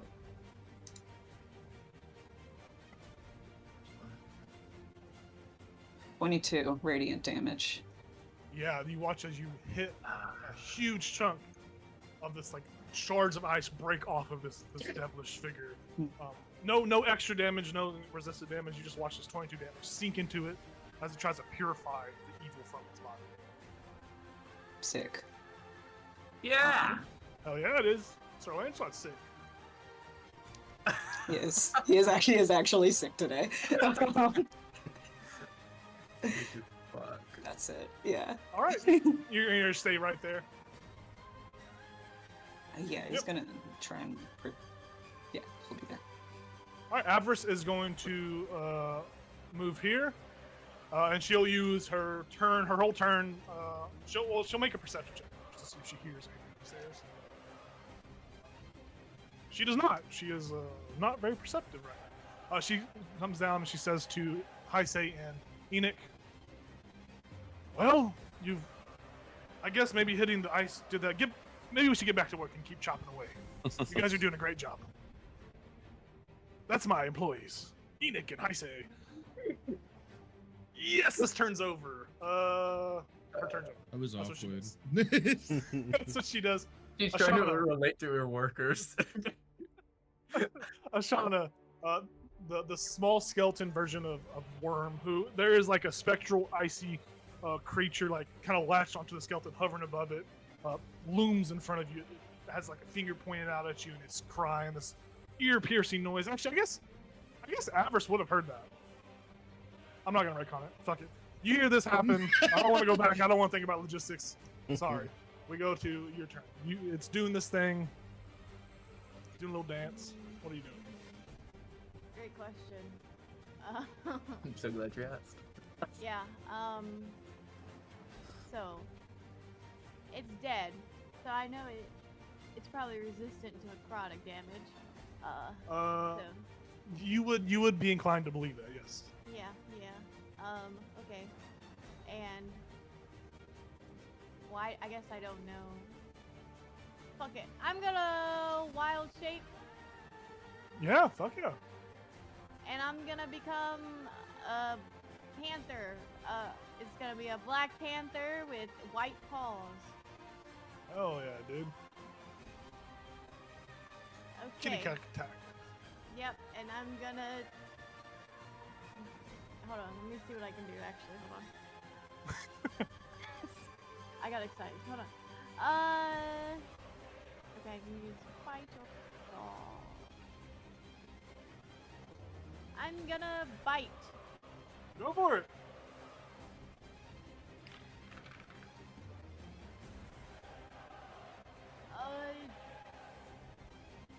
That's an 18. Yeah, hits. Definitely hits. Okay.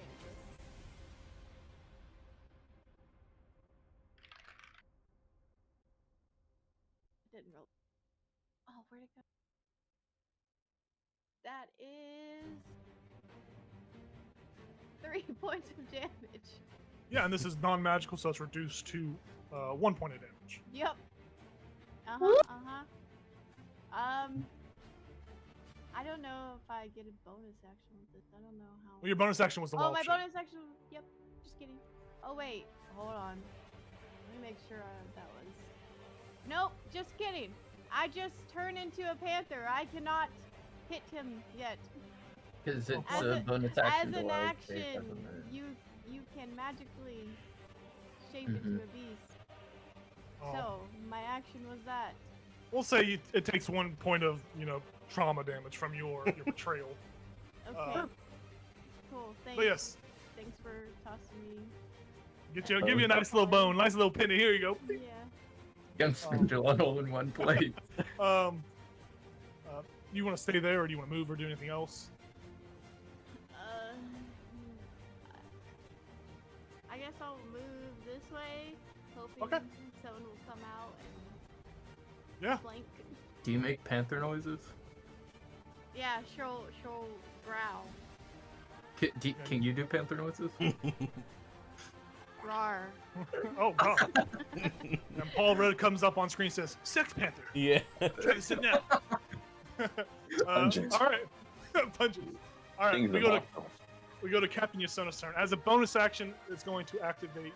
It's going to activate a little treat of it. It's a little nice little thing. It's going to activate a frigid vortex. Ooh, As cool. the wind, there's like within 15 feet of it. There's this wind just picks up out of nowhere. I need everyone within 15 feet of it. So Kitris, Sir Lancelot, and Tychus to make not a a strength spell, right? saving throw. It's not a It's spell. not a no. It's not a spell. It's just a trait that this creature has. It uses its Gotcha. bonus action. 18. The DC is a 15 on a strength save. 18. So Sir Lancelot saves. Kitris saves. I got a 3. And Tychus, you are Long.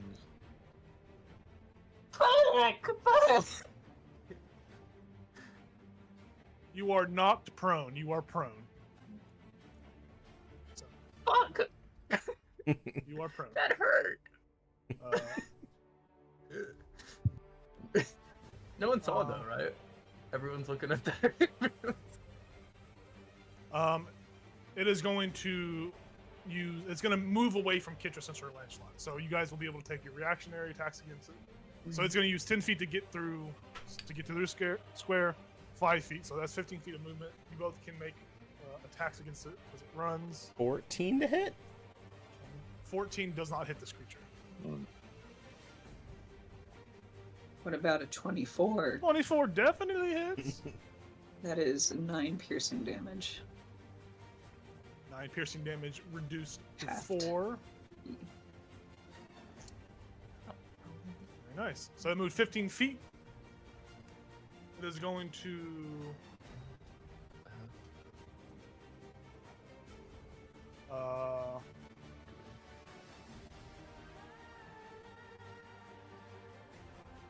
It's going to make an intelligence check actually to see if it's smart enough to. It sees Worm engage with the Panther. It doesn't see Shauna or Caldra. So it's going to make an intelligence check to see if it actually stays back and fights as it kind of breaks through and sees Worm engage with battle. It turns Intelligence around. check. If it rolls a 10 or lower, it's going to turn around. If it rolls an 11 or higher, it'll go towards the Panther. It rolled an 18. It's going to keep on keeping on. So it's going to. Sorry. It goes 5, 10, 15. That's its whole movement of 30. It's away from Ashana. It sees Ashana is locked in combat with this Panther's locked in combat. It is going to shoot some frost bolts at you as it doesn't say anything. It just it's going to shoot 3 of them at you. So these three frost bolt attacks are coming at you. So here we go. First attack. First frost bolt. +6 to hit. Is it 11? 11 misses the Panther. Yep, it's 12, I believe. Second one is a 11 again. That one misses as well. Third one. It's a natural 20. So it does crit against you. First to hit. Okay. So Oh, new crit rolls. Right. Yep. I always forget that. I have 13 HP as a Panther. so here's what you're gonna take. 38. No longer a panther.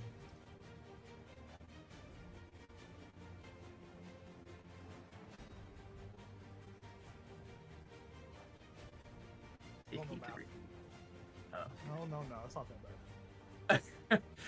You're making faces, and I was like, oh, is it worse? 46. You're gonna take 31 points of cold damage. Oh, that's pretty close. 30 As your what? and you 31 points of cold damage. Huh? Okay. And your movement speed is slowed by 10 feet. Woo! So I assume you drop out of your panther form. Yeah, and as you come into viewing of this creature, Captain Yasuna is just gonna say, "Betrayer, defiler." That's all it's gonna be able to say. We move over to another person's turn Oh, that you can't see. We're gonna go to.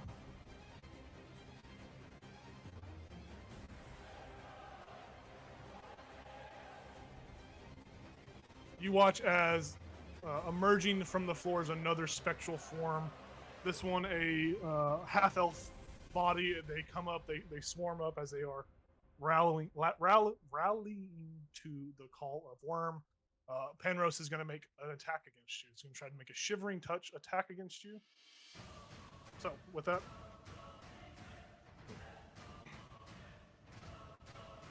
it is a natural 1 for 6. It misses. As he tries to sweep out at you as it emerges from the floor. Who the hell is... Oh, Sorry, I accidentally. Sorry, my bad. this guy. Can't believe him. This guy. Yeah. We go over to the prone Antiochus. Antiochus, you are up. It's your turn. I was trying to get the overlay Overlay for for- yeah, a I for a got you. circle. Is the ship damp enough to where it wouldn't light the ship on fire if I cast fireball? If you Can I make that You could- estimation? You can still cast Fireball. It's not gonna light the ship up. There's a severe amount of ice on the ship. Okay. Is there any way I can? I'll get up, and then I will 5, 10, 50. I get here, and then can I cast? Is there anywhere I can cast Fireball without hitting Ashana? Fireball is 60 feet, correct? 20 feet? foot radius. 20-foot radius. Yeah, you could cast it.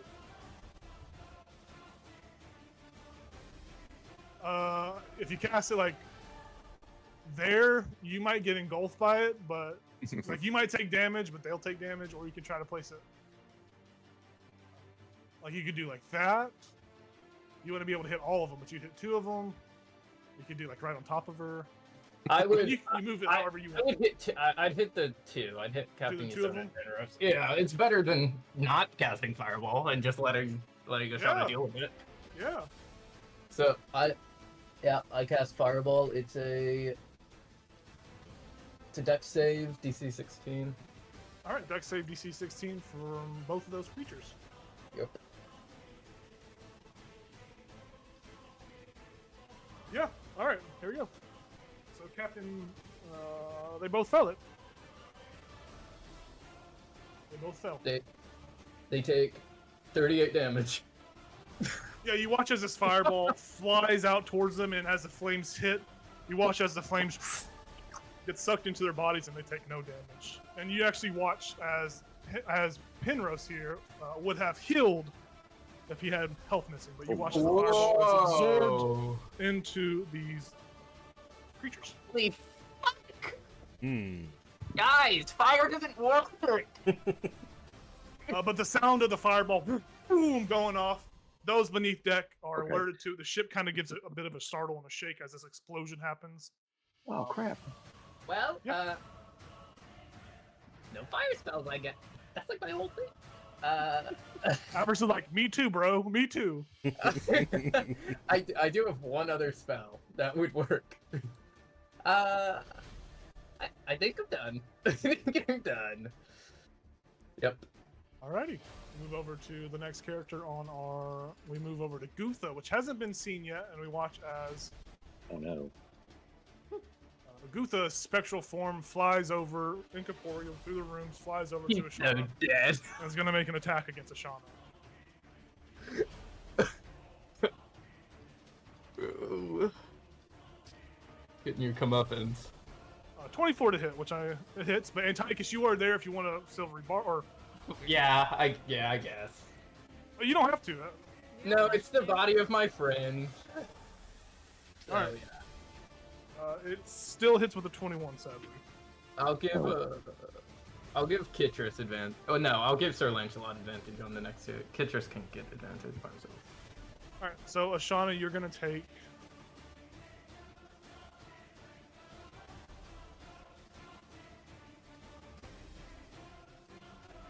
You take 11 points of damage total, 10 of which are cold, 1 of them is necrotic.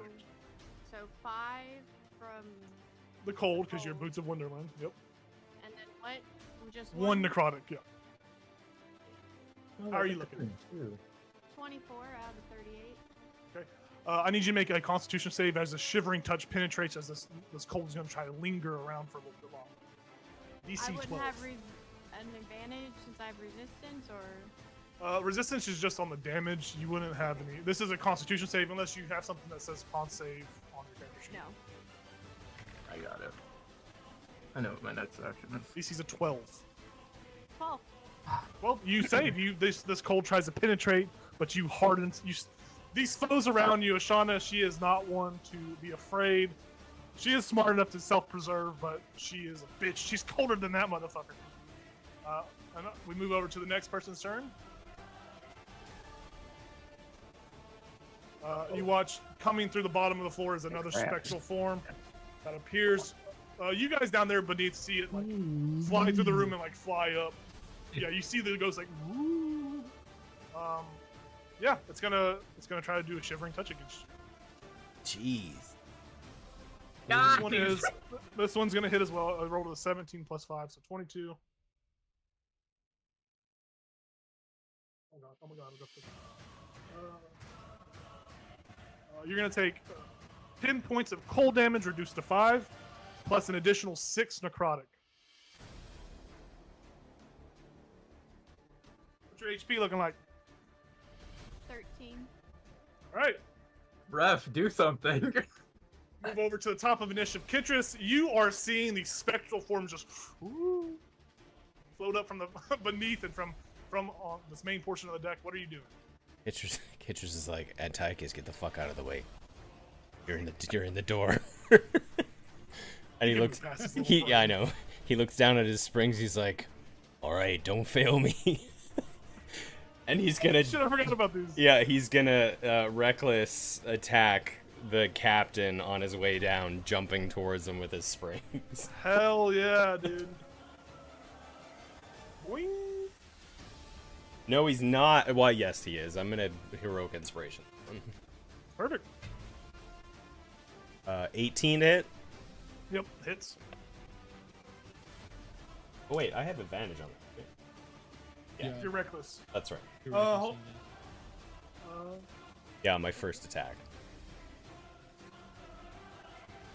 You weren't within 50. You're not within. Yeah, you don't. You see the winds are still kind of going around it, but you weren't in the radius, so you are able to not get knocked prone. So yeah, you fly across the ship, bring down the hammer, the axe, the battle axe across this captain. It's 13 damage. 13 points Halved. of damage reduced to 6. Yeah. This creature is now bloodied. I slash at him again. Go for it. Still with advantage too. Don't forget. Isn't it just on my first attack? No, it's for all your attacks. Reckless is for all your attacks. Is it? I thought it was. It something says with when the you make your attack. first attack on your turn. I thought it was for all of your attacks. Maybe I'm No, I thinking wish that would be. Oh wait, Crazy. giving you advantage on melee weapon attack rolls Yeah, it's all. It should be during all your this attacks. turn. Just all Okay. your attacks. Okay, yeah. Yeah, it's like the first attack you make, you have to declare it's reckless because you can't reckless, unreckless, reckless, unreckless. Yeah. Okay, so 25. Hits. Yeah, Ethan, you gotta remember that for Gal. Yeah, I gotta remember that for Gal because I was going in and out of Oh no, reckless. what and happened to not Tyler? reckless. No. So that's another 7, so have to. 7 half to 3. What happened to Tyler? Bounce. He got scared. He didn't want to watch Ashana die.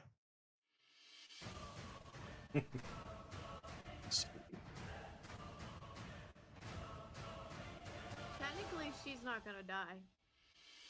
She's gonna Okay. be Caldra. I will I misread. You would have to make that strength save as you enter the area for the first time on your turn. Oh, okay. So roll, yeah, but you have advantage. You should have advantage on some of this because you're raging, right? It's a strength check. Yeah, while raged, you do get Yeah. advantage in streak checks.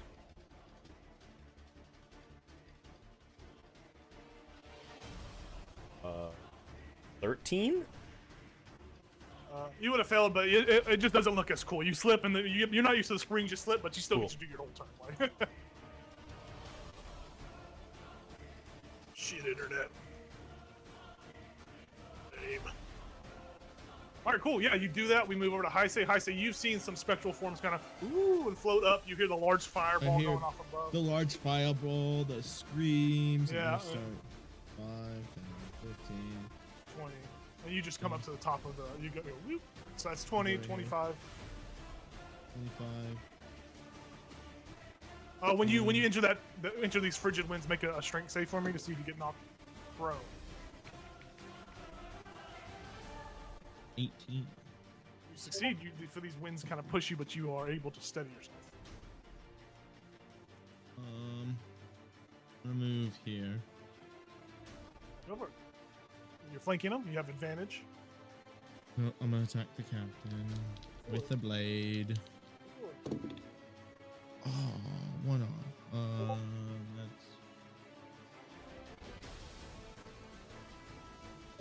That's 26 to hit. Yeah, hits. This is sneak attack. With your stealth damage.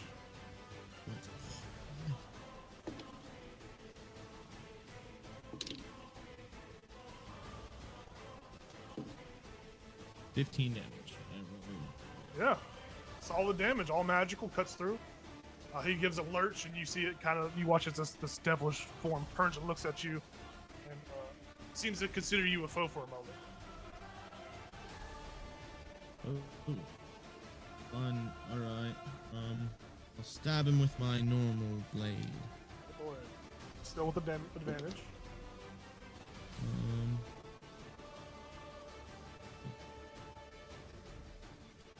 22 to hit. Yeah, hits. This is an extra 3 damage, and it's not magical, so 1 damage. 1 damage. Hell yeah. Solid damage. Still damage is damage. Perfect. All right, cool. With that, do you want to move anywhere, or are you staying there? No, that's all my movement. I can't move anymore. All right, we go over to Enoch. Enoch, you watch Heisei take off. You hear battle upstairs. Enoch's like, nah, not without me. 5, 10, 15, 20, 25, 30. And you got out. Holy crap. I'll stop right there. You just see Ashana get jumped by all these ghosts. And do I need to make a saving throw? Yeah, you will need to make a strength saving throw. A 15. I DC have 15. this. Or you will be knocked prone. Oh, sweet. 20. You are not gonna be. You are so fucking slick with it. You're so strong. You're good. So I am going to start punching the captain. Yeah. Okay. Just normal attacks because there is no one on the other side to flank it for you. Right. So attack number 1. 15. A 15 just hits. Actually, hold Okay. on. I think yeah, just hits. All right. That is 10 points of bludgeoning and 3 points of force.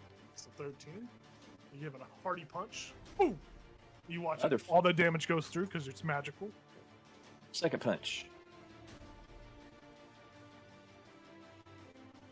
Also a hit. Yes, sir. Oh man, 12 points of bludgeoning and oh shoot, 4 points of force. How does it look like as you kill the captain? Wow. As you dispatch the captain. So 2 punches. Let's say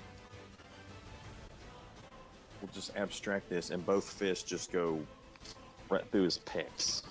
Yeah, you go boom right through the pecs of this creature, and you just separate it, and it just blows up with this frigid cold. As it explodes and rumbles the ship moves a little bit as it's just the force of it explodes. It pushes you all back a little bit. You watch as the other skeletons all go limp and fall as they are dead as well. Oh, You have killed all of the creatures that were around. You have killed all of them as they all disperse. You, I'm gone. for a brief moment, guys. have a celebratory look on your face, but then you begin to feel the ground shake and nice. move. Fuck. You feel the ground vibrate as fast, as quick, faster than anything. You see from a little ways away from the ship. You watch as a large worm bursts out of the ground Yeah. as a massive Remoraz, a fully grown Remoraz, bursts Oh. from the ice. Its bug form, its carapace form, lands. You see the hot iron spine on its back, superheated, melting the ice it stands on. It's kind of slipping the ice as it looks at this ship, as there has been some sort of movement or commotion that has attracted it. Not bad. I'm going to add him into the initiative order. I'm going to roll for him. I got taken out of initiative. Oh, my bad. So he will be. He is going to be after Enoch. He rolled really high, but let me put you back in. What was your initiative? A 19. Where did He you was go? right Did I before. delete you on accident? He was right Yeah. before Enoch. And you were. I don't know where you were at. Right there. Yep. 19. He was right before Enoch. Perfect. So, this thing bursts from the ground. I don't know why I moved it. It bursts from the ground. That's its whole turn. Like, it rolled really high. As it bursts to the ground, that's its whole turn. Sir Lancelot, you hear the you hear a large commotion. You hear the sounds of fighting outside stop, but you feel the rumbling as the ship begins to kind of shake, as you hear a large burst of steam rise from outside the ship. And if you guys want, I can move you over to the other ship, so you can kind of have all that above ground, unless you guys want to go into those other spots. Well, I definitely gotta run upstairs first, right? Yeah, no, you're upstairs still. You're upstairs. Oh, you mean like on the upper? Yeah, I know what you're Yeah. Yeah. These little, these things. These are the cannons. I'll just go over the cannon mechanics now for all of you. Yeah, I forgot. Cannons are they do a lot of damage. They do 8d10 damage, 8d10 bludgeoning damage. This is a lot. The only thing bad about a cannon is that it takes one person to load it, one person to aim it, and one person to shoot it. It's a 3-action economy object. Actually, let me just double check before I. Yeah, you need someone to load it. You need someone to load it and aim it. You only need 2. Well, I guess it takes an action to aim it too. So yeah, it takes 3 actions basically to load, aim, and shoot this cannon. So you see this large, imposing Rimmeraz. This thing is truly terrifying as it springs forth. Sir Lancelot, what are you doing, old paladin? He would be going to investigate the sound. Take it. Yeah, as soon as you walk through the door, you see this large fucking creature. It's like 20 feet from tip to tip. I'm going to the cannons. All right. The cannon itself is, you see the 3 cannonballs to the side of it. It is actually empty. There's some layer of ice and frost on it, but the cannon itself is in impeccable shape. It is still really good shape. You can aim it, load it. What do you want to do? Which one do you want to do? Aim it or load it? I load it. It's too soon to aim it. It's going to be moving. Yeah. You load it and you watch as one of the cannonballs disappears. Whoa. Dynamic map. You load it? Yeah. That's your whole action. You still have a bonus action the rest of your movement. Bonus action? I don't think there's any bonus action that I could do that would be useful right now. Okay. We move over to Avarice. Avarice is gonna she's gonna come up.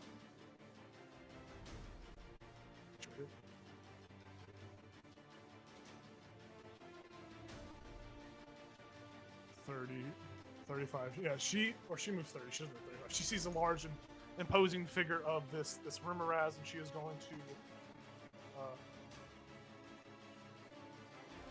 she's going to use her bonus action to kind of give some information on this creature. She's like, she's well-traveled, well-knowledge. She says to everyone, don't use cold or fire against it. It's immune. And if it bites you, it's going to swallow you, so don't get bitten. And she lets out a lightning bolt, a 6th-level lightning bolt kind of shoots out from her hand as she just zaps it with her light. 6th level. Needs to make a dexterity save. Oh, she says, don't touch it as well. It's hot. She shoots it. It succeeds on the dex check, but it will only take half damage, I'm pretty sure. Yep, so she's going to roll. Nice.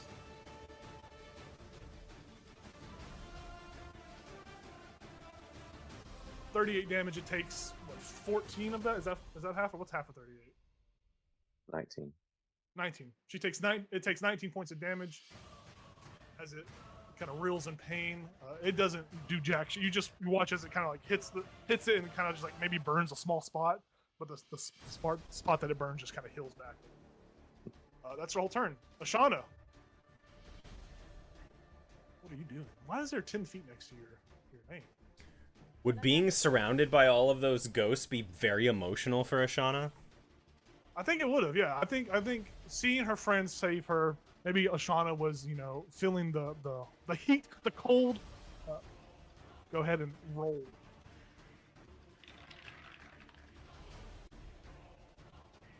57. Yeah, Caldra, you are brought back to. You don't know really what happened. You blacked out. You come back. You see all these all these skeletons on the ground. A dead captain. Yes, you see the captain's body on the ground as well. And you look over and see a large, hulking, chitinous or chitinous insect that has just been lightning bolted. Oh, Shit's fuck. hit the fan. Oh fuck. I really want to use this spell. She is gonna call lightning. Oh, what's that do? It is a storm cloud appears. It's like 10 feet tall, 60-foot radius, centered on the point where you can see within range. 60-foot radius? God That's damn! what it says. That's what it says. When you cast a spell, you can choose a point. Bolt of lightning flashes. You can pick one. Yeah, they have to make a dexterity save. Okay. I'm just gonna do it on. I don't know why I didn't do it on here earlier. Dexterity save. There we go. A 15. It fails. Oh Hell yeah. goodness, I don't want us to get it. So you want to like put it way up here, or like how do you want to position it? I just don't want it 5 feet within any of us. So we'll say it's So- like that. Yeah. Okay. And it's gonna take 3d10.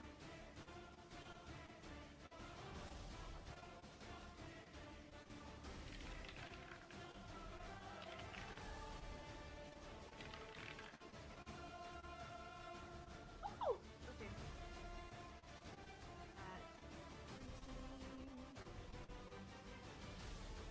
That will be. Make sure I don't add anything. That'll be 21 points of damage. Nice. 21 points of I lightning rolled damage. a 9. It just cuts through its just zapping this creature. Hell yeah. And then I'm gonna take a look around. No one seems hurt. You're pretty hurt. I realize that. I'm gonna go run and get ready. Actually, yeah, I'm just gonna. Was I right here? I believe so, yeah. Okay.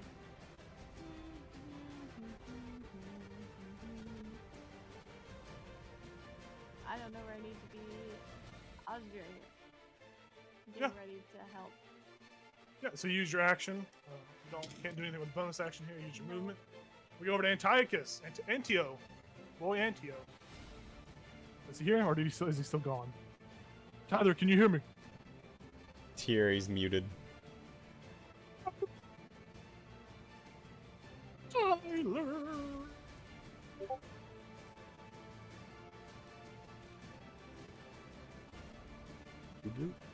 Tyler. No. Oh, he's doing the unplug it and plug it back in trick. Here's what we'll do. We'll just put his turn on hold, and we'll go to Kitris.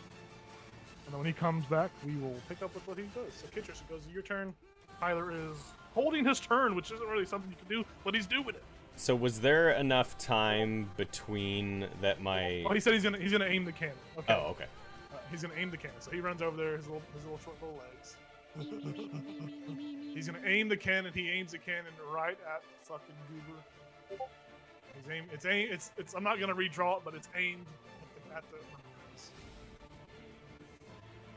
Perfect. I assume I still have my spring legs, right? Like Yeah, this yeah, was this all one battle has continuous not. thing. Yeah, this is still the same battle. Alright, I would just bounce over the stairwell. And what was the last action we had to do?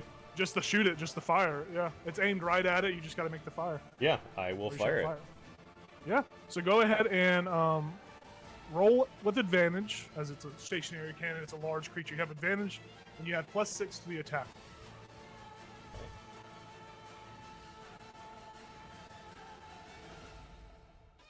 So 23 to hit. Yeah. It's gonna be 8d10 bludgeoning damage. Am I rolling that? Yeah. Cool, please. 8d10. I have a book.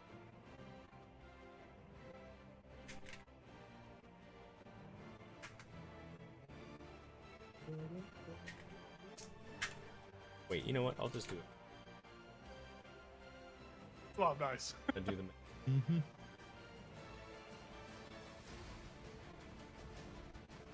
That's how I feel. Yeah. 39. 39 damage. Yeah, dude.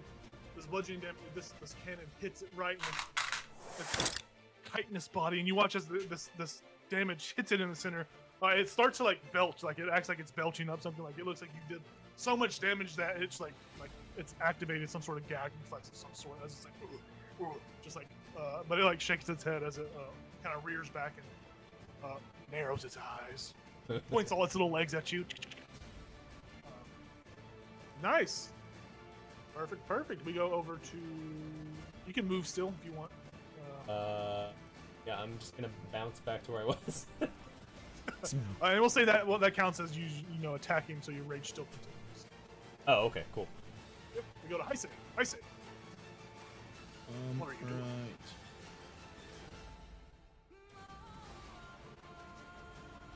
I'm just gonna keep crowding this cannon with everybody. Yeah. Do you want to go over there and like load it again? It's already aimed, so Yeah, this time you just need to load it and then shoot it because it's still aimed. yeah, I'm gonna load it. Yeah. So you load up another cannonball. I'm gonna move your guy real quick and delete a dot.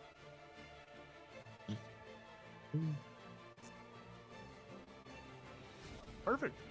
Put you right back on. I don't know where you're. I think you're like right here or something. It was like here, yeah. Yeah. Cool. Yeah, you use your whole action to load this cannon. We move over to Enoch. Enoch, you watch this cannon get reloaded. It's still aimed right at the Rimmeraz. Rimmeraz has not moved. So I can come over and fire it. Yeah. Before I do, is two questions. Yeah. Are we using the middle ship here as like the actual location of everything? Yeah. Okay.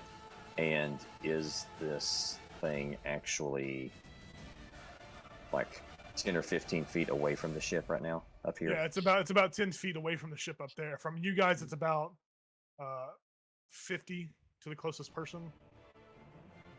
I think I will go ahead and help fire this cannon. Okay. Yeah. I don't want to be too stupid. Okay, so you go ahead and just take the shoot action since it's still aimed at the guy. So Fire go ahead in and the hole. go ahead and roll 2d roll advantage, a d20, roll to hit with a +6. You have advantage. Let me get some actual dice out. Don't see the dice.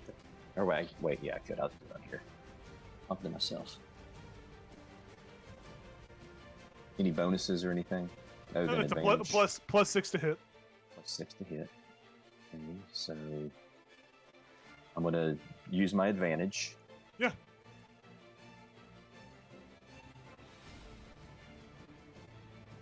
That's better. 25 or 25. Yeah, definitely hits.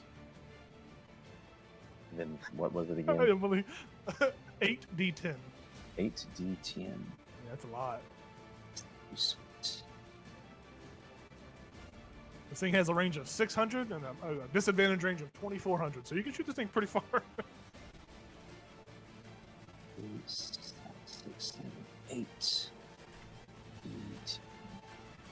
Oh, that looks fun. 47. 47 points of damage. Another heavy blow as this creature. You see this one kind of gets embedded in its chest as well. Same spot that you just shot the other cannonball. You watch as there's like, this superheated blood, like this purplish, like icy blood kind of just leaks out. Steam, superheated. This thing is bloody now because of those cannon shots. Very nice. All right. We'll move over to the Rimmeraz's turn. Can you do a Rimmeraz scream?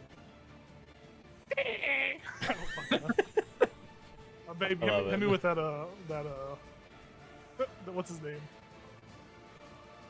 The guy off of Battle of China, or whatever that movie was. I forgot what it was called.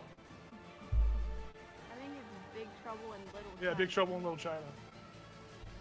So it's gonna. I like Battle of China. Battle of China sounded like a great movie. It is going to absolutely go crazy. Go crazy. No. It's going to. Nope. It doesn't have range to it's gonna go through this very specific spot of the ship and take us all down. Yeah. That is what's happening, Tyler. It's going to. But there wasn't anything cool on that side. Actually, no. I'm trying to. It moves here. Yeah, it's going to absolutely just dash. It's dashing through the snow. Does it take any damage from the storm from you, Star? Like, as it starts its turn there or anything? Great question.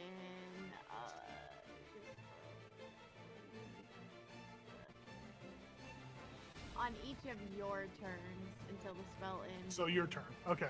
Yeah. So it's going to dash. It's going to dash just kind of like you see all its little legs crawling through the snow as it just barrels into the ship's side, and it is going to just crash into the side of the ship. It makes it all the way here. It breaks through the ship. I need everyone there. I need everyone basically to make a dexterity saving throw as the ship begins to careen and as it breaks in half in sections. You get to slide down into the hole. Oh, hell I yeah. am going to Damn use it. my inspiration. Yeah, dude. I have advantage on dexterity. Yeah, because you're Danger a barbarian. You're barbarian. That's not much better. I rolled We're a gonna 12. set the DC is gonna be set at 15. Okay, I Medium failed it. save. 18. 18. So for the sake of this, who failed? Enoch. So Enoch, 24. Ashana. So Enoch, Sir Lancelot, and Caldra. I failed. Yep. And Antiochus. So Antiochus. here's what I'm gonna do. I'm going to Everything put but me, this. or everyone but me and Craig. Whoever failed, put your token on the same square, but down in the hole. You guys are you guys will be prone as well. Oops, I'm moving somebody. Sorry, Kitris. I started to move you. Oh, you're. Those that all fall down there are prone. As this Rimmeraz, even from like you're 10 feet away, 10, 15 feet away, the thing's body is so superheated that it is it's pretty scary. You guys can see the Rimmeraz on the top deck still. Those up there on the top deck can still see it. The cannon you were next to has fallen off and fallen onto the ground. That cannon is just sundered. You cannot use that cannon No. Damn it. anymore. This cannon is gone, as is the little ball that High stays on top of. I'm not gonna. That's this thing's whole turn. It hasn't attacked yet. It just moved and it's basically just knocked the ship, basically kind of cut the ship almost in half. So Lancelot, you slide down, fall prone. This large bug looms in front of you. What you doing? I get up. 15 feet. Okay. It stands up. And then I am going to attack at him, I believe. Oh yeah. dude. Yeah.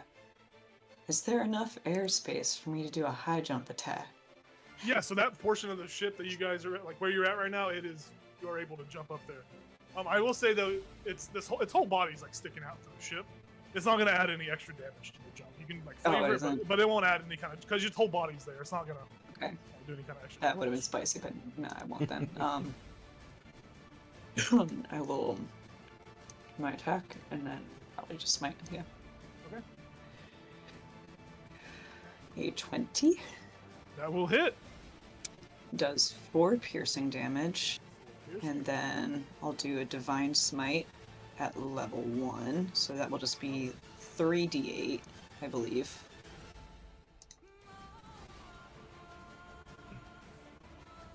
So that's 8 radiant damage.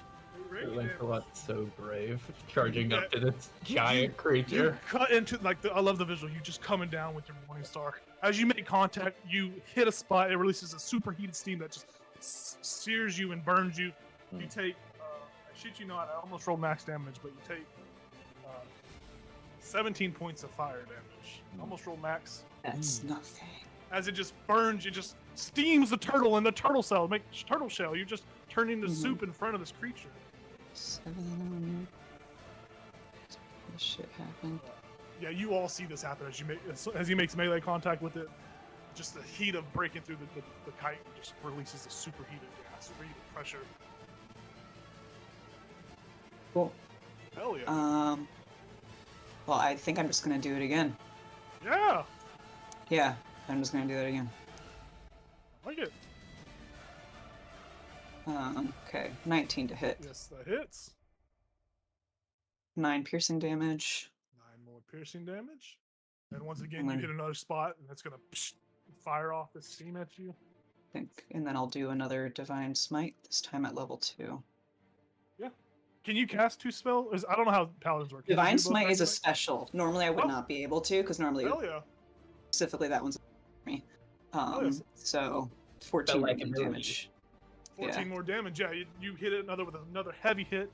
You take 12 more points of fire damage. I love My this image hero. of this turtle just like bing, bing. His You're gonna die. complexion, your complexion just like turning like a lobster. You're just getting redder and redder. It's like And that then, torch, and you don't have as any I with that. as I still actually have a bonus action. You're trying to push it to shield. Yeah, I was like, am I gonna shove? No. Oh, fuck yeah, dude. No, Can't I'm fucking thinking. back it. I'm debating if I want to do Shield of Faith or Okay. but I'll do Shield of Faith. That's Okay. fine. Yeah. So your AC goes up by 2. You're at 21. Yep. Very nice. And you are I need my- concentrating. Concentrating. My hero. Perfect. We move over to Avarice, who I didn't even roll for her. I forgot she was in this fight. She rolled a natural 20. She doesn't do anything. She is going to look at this creature, and she is going to. Lightning bolt. She is going to. Fireball. She is going to. Centered on my allies. Yeah. This is the perfect time. Fuck, dude. Where's the spell at? Wither and blood. I'm trying to find the spell. She cast Wish. She's going to cast a spell from her Staff of Frost that she has. She has this large Staff of Frost. She is going to cast the Wall of Ice spell from it. So, Wall of she Ice. uses 4 charges to use that. She is going to form a dome around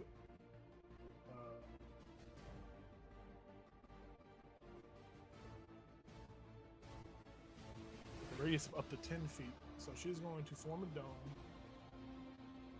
of ice around all of you guys to kind of give you a area to protect you. You guys are encased in this wall, this dome of ice, as this kind of like a defensive maneuver to shield you guys in. It does kind of fuck you in a sense where it takes you, it saves it, like it does kind of screw you over in a sense. But she says to you that she will. Actually, I don't know what.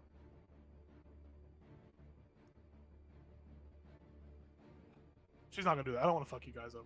I want y'all to be able to fight. I don't know what to do. Lightning bolt. Yeah, she'll Lightning cast bolt, lightning. She'll cast lightning bolt lightning again. bolt. She'll do a 3rd level lightning bolt this time. There you go. Oh, she's out of 6 level spells, guys. Now's the time. That's you don't know about that one. I don't. It saves with a dex save, so it's only gonna take half damage. 3rd level lightning bolt is 8d6. Pick up the cannon and drop it on 30 your head. damage. A heavy blow to this creature. This creature screams out in pain. You see it's barely hanging on. It's clutching to life. We'll move over to the next goober as Ashana. You are up. You are prone. Sir Lancelot is Caldra, you are beating the shit. You're watching Sir Lancelot beat the ever-loving hell out of this rimmer grass. Quick question before I do this. Yes. Okay. I don't know how to. You locked it. Oh, I'm so sorry. Let me unlock it. So, hold on. I don't know which one to do it on. So I Uh, assume this thing is long, right? Yeah, it's 20 feet tip to tip. Okay. Is there gonna be like some tailies back here? Well, it's like it's in the ship, like it's popping out of the ship. So it's like it's very much in the ship. Its lower half is in the ship. Its upper half is above. So it's like half and half. I can That makes see sense. though, right? I can still. Yeah, you the can see it. sky. You're on the ground. Yeah, you see the opening. I mean, think of the ship think of like all of this area right here. All of this is just like, all of this is like Okay. ruined. This is like all ruined. So it's 10. The cone is 10 feet high. So You'll still be if able to hit yeah, I know. I'm thinking if I can do it up high enough where it's at least 10 feet away from Sir Lancelot, Yeah, that's fine. so I don't. Yep, you're good. Okay, cool. Yay, we avoided it, Emily. What's the worst that could happen? I think it has. I don't know if it makes another deck save. Hold on, let me read. It probably would have to. Yeah, I assume so. On each of your turns until the spell ends, you It can fails. use your action. Oh, okay, cool. 3d10.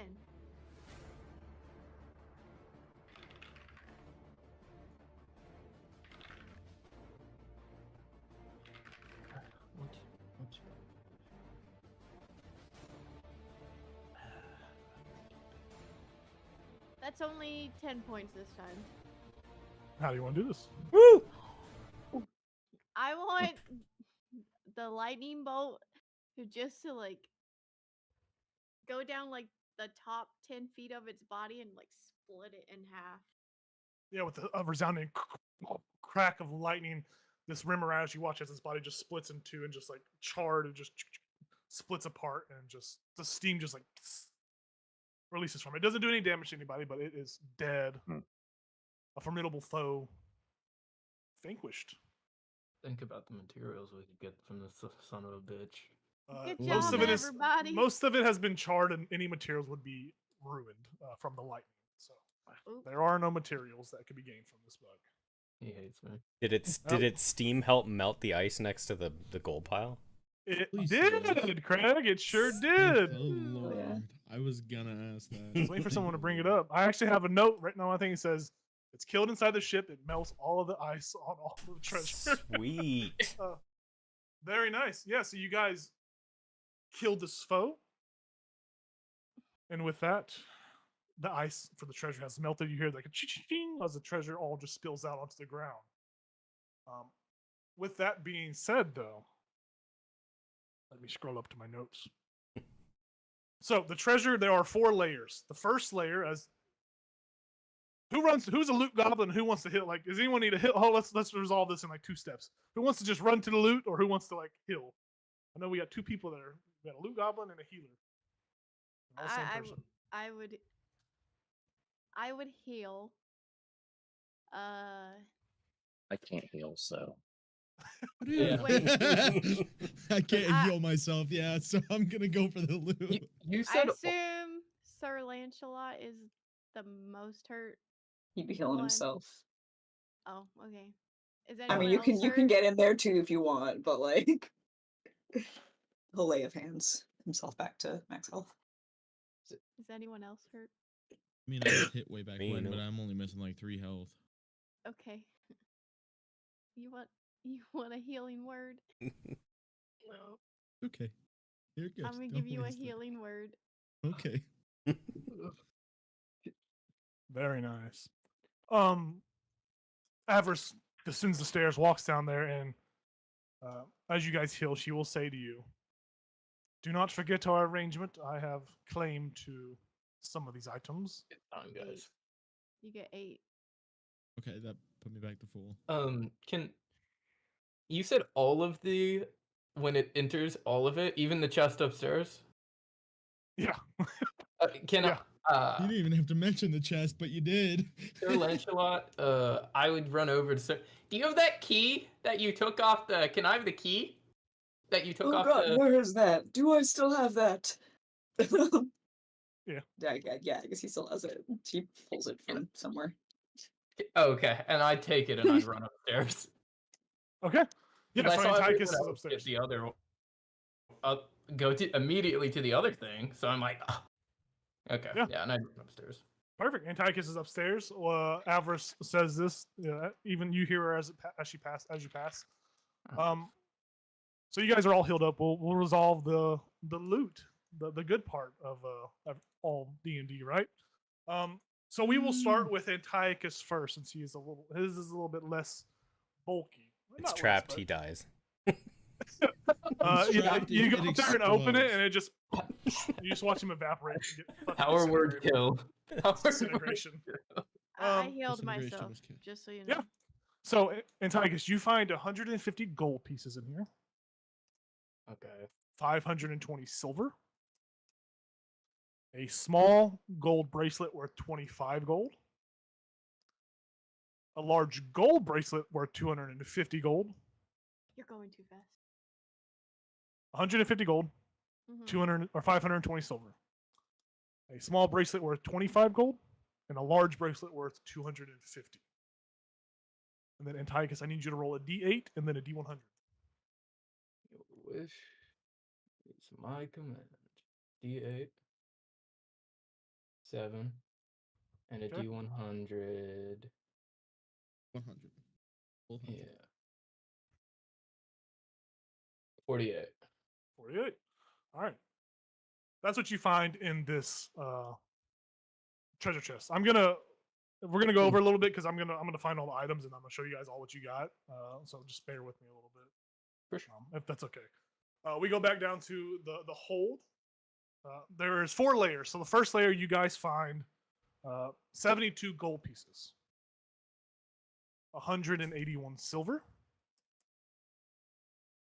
and 352 copper. You find 2 pearls worth 100 gold piece each. And that is the first layer. If you need me to repeat it, I will repeat it. The second layer mostly contains small art objects and gems. You find 9 tattered pieces of indigo fabric lined with gold thread, each worth 25 gold pieces. 9. 9. You find 3 pieces of quartz worth 50 gold pieces. A single piece of aquamarine cracked down the center worth 250 gold pieces. And I need someone to roll a D8 and a D100 for me. I'll do that one. Okay. 3. All right.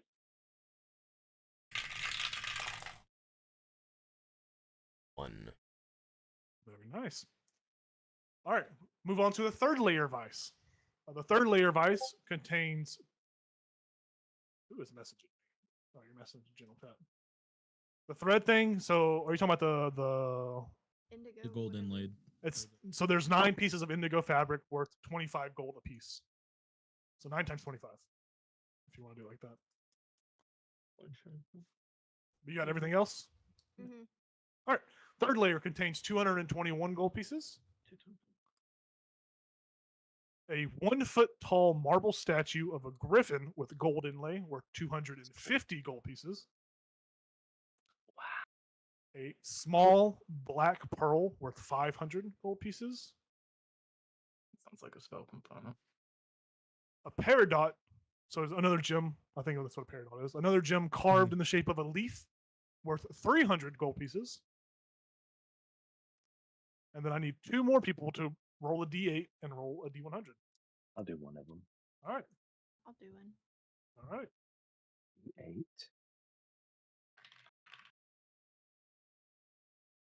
1. Ooh, an 8. 5. What'd you get, Enoch? 10.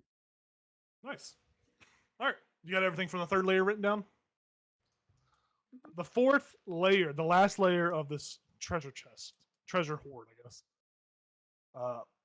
These are where the biggest and heaviest items that the dragon probably value most were. There is a 3-foot diameter ceremonial bronze bowl inlaid with carnelians worth 1,000 gold pieces.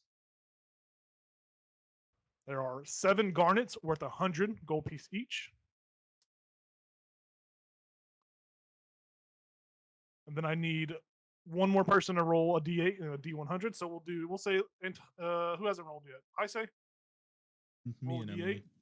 Yeah. So Emily Mhm. and I say roll a D8 and a D100. Both of us roll that, or Yep. One of us rolls the y'all D8, both one of- roll. Y'all both roll a D8 and a D100. You're basically rolling for some random loot. There's a lot of shit here. A lot of items. A lot of fun stuff. So Lancelot, you got a 98. What was the first number, Emily? Sorry, I got an 8 and then sorry, D8 was 7. D100 was 91. 7 and 91. Wow, that's really high. It is. I say, what'd you get? I got a 7. Okay. And then a 40. And a 40. And the last item here is a wand with a skull atop of it that emits a dark green glow. Dips. And I will show you what it looks like, actually. Does it have a name? I think we know what it is. The Does have These a name. characters don't. wand of avarice is gonna take. Yeah. I called Dips on it already. Let's. She gets Uh, first dibs. It looks something like this. It is, in fact, a wand of Orcus. It is the wand of Orcus. I'm not going to show you a picture of it. It's too much work. We're on borrowed time right now. It is a wand of Orcus, which Avarice initially runs over there to grab. She doesn't run. She walks over that, and she is going to take that from in front of all of you. She doesn't care. She just grabs it. She grabs it. Nothing happens. So she grabs it. She has the wand of Orcus. Which your characters don't really. I don't think any of your characters really know. I'm gonna look at items that you guys rolled up, and I'm gonna also let you know that you guys level up to level 6. Oh, wow. So level up, right? So think about what you're gonna like. Go through your character sheet and level up and do whatever right now, or wait. I'm gonna get the items ready, and we'll tell you what the items are, and then we can end this session. Pick it back up. So let me do this real quick.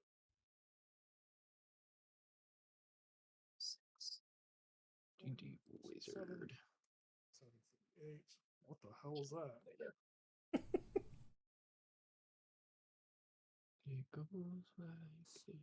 Level 6. Oh, I get 5 more feet of movement. You're not gonna believe this. I just rolled a 12 on my HP. Nice. Dude. Nice. D8 time. Come on, roll an 8. What is it now? Hopefully, one of these battles, I'm able to do some damage to you. Yeah. Have him fight Avarice. Let's see what happens. I rolled a 7. Okay. Oh. 740. Oh, I get wholeness of body. I don't know what that is, but hell yeah. That means I can regain, as an action, I can regain hit points equal to 3 times my monk level. Whoa. So I get to, at this point, I get to heal 18 points of damage. Hell yeah, dude. All right. Cool. I'm going to pull these items up. Yeah. I'll let you know. Everyone rolled for uncommon items except for Emily. Emily, you rolled for a rare item. When she rolled high. Yeah.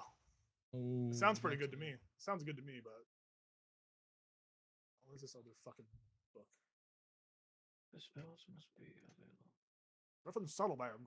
So before you say anything, Jacob, Yes. going to 6th level, I have this Path of Wild Magic feature, but it tells me to roll a D3. What? I don't really. I have no clue. Yeah. I have to review it. I Just- have no clue. Roll D6 and divide by 2, I guess.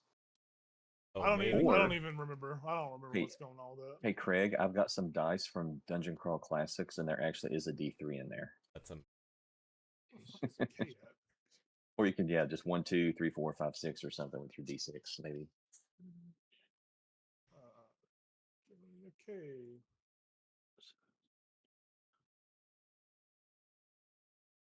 Y'all, Circle of a Star Druid is kind of cool.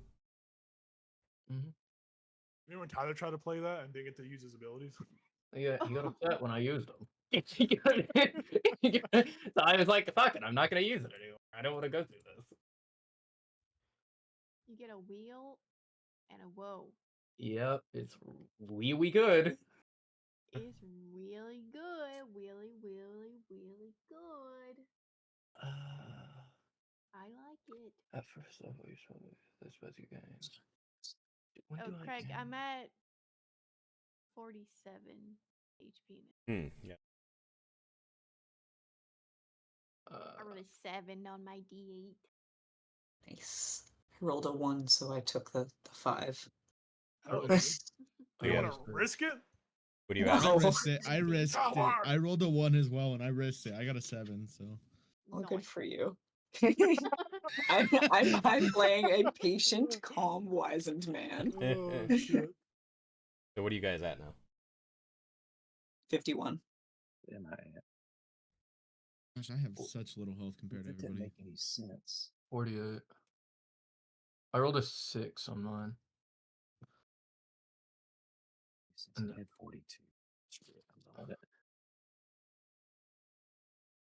I'm at 41 now. No, it's not even that much lower. Alrighty. What are you at, Nathan? 1 second. Oh, okay. You're fine. When do I know if I learned another spell? Wait, am I going crazy? You Yeah. said you rolled 7 and a 91, right? Yeah. That's what you said. Am I in the Every wrong time fucking they book? level up, they learn 2 spells. Okay. Oh, that's insane. Ooh. All right. Ooh.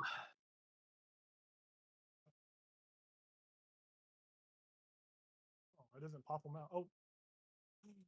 I have a Oh, list man. of spells I want to know. Hold on. It didn't do what I thought it was going to do. Let's go to my list of spells that I had. That's what I have. Greg, I had This one, 50. This one, and this one. and this one. Went up to 90, so I have 100 with that. Oh God. With that 10. 100? Yeah, with the 10 bonus we get every month. Oh, Oh, Crazy. yeah. Plus the You're 10. handsome. Oh, I was like, wait, but you're still at 90? Holy. You're handsome. Been rolling. Fuck, dude. Okay. Let me make sure I Do get we- this right. Jacob, are we allowing the optional spell list stuff? Yeah. If it's not Okay. if it says legacy, no, you have to use a legacy spell on it. Because it'll give you Yeah, like the legacy spell and then like the redone spell for 2024. Yeah. You just have to use the legacy version of it. And do we get these spells now that we learn? I don't. Yeah, I guess. Sure. Suck it. Nice. Well, What'd you take? I was gonna. What you take? It depends on what you took. I was gonna take Speak with Dead. Ooh. That's pretty convenient. Yeah, exactly. I'm like, there's a lot of dead people here. All right. And then something else. I haven't decided. You guys got a lot of shit. I love Oh, we did. There's something on here that terrifies me. Yeah. Oh, it really good. That's what Emily rolled. who rolled it? Who Hell rolled it? yeah. It was probably Emily. So we will start from the beginning. I'll just tell you what you guys get. So, and Taiki, she rolled. Oh, I guess I just show you guys. Over here being secretive and whatnot. You rolled Kestra's Bit Spoon. Okay. So Zabat. this Mystic Spoon belong to someone with an unending appetite. It has 3 runes etched into the metal. You can do 3 things with it. You can do Olm, Tox, or Spira. It basically enhances the flavor of any soup. You could use the rune on the back of the spoon's head to cause a spoon to tarnish and dim when touched by poison. So you can't be poisoned with it if you use it, which is pretty cool.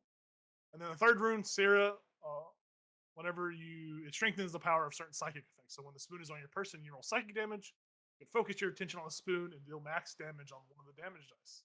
So you're kind of like Alakazam, the Pokemon. This is so. Oh my God, I love this. That's pretty I amazing. want this so bad. I saw that. Just This go. is like Zob ass magic item, dude. I So want that it. was what. So Tyler rolled Kitris or Craigathan. You rolled a Ring of Warmth. So if you take cold damage while wearing this ring, Oh, you reduce the wow. damage by 2d8. This In is addition- oddly convenient. In addition, while you wear this ring, you and everything you wear and carry are unharmed by temperatures of 0 degrees or lower. That's cool. Pretty useful. It's got cute little like winter foxes on top of it. It's very adorable. Very nice. Enoch. The others will be familiar with this. You rolled the Wisp Cloak. Oh.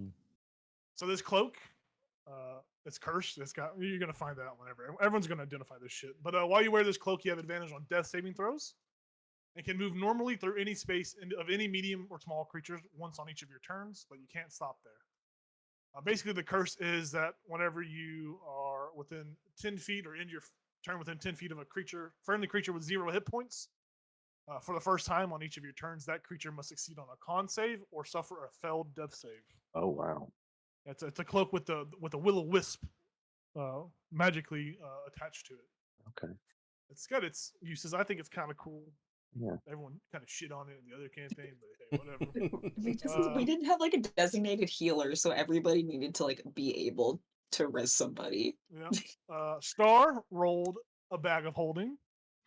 Oh, Nice. that's Wow. a big pool. Heck yeah. 500 gold. Bag of holding. We all know what a bag of holding does.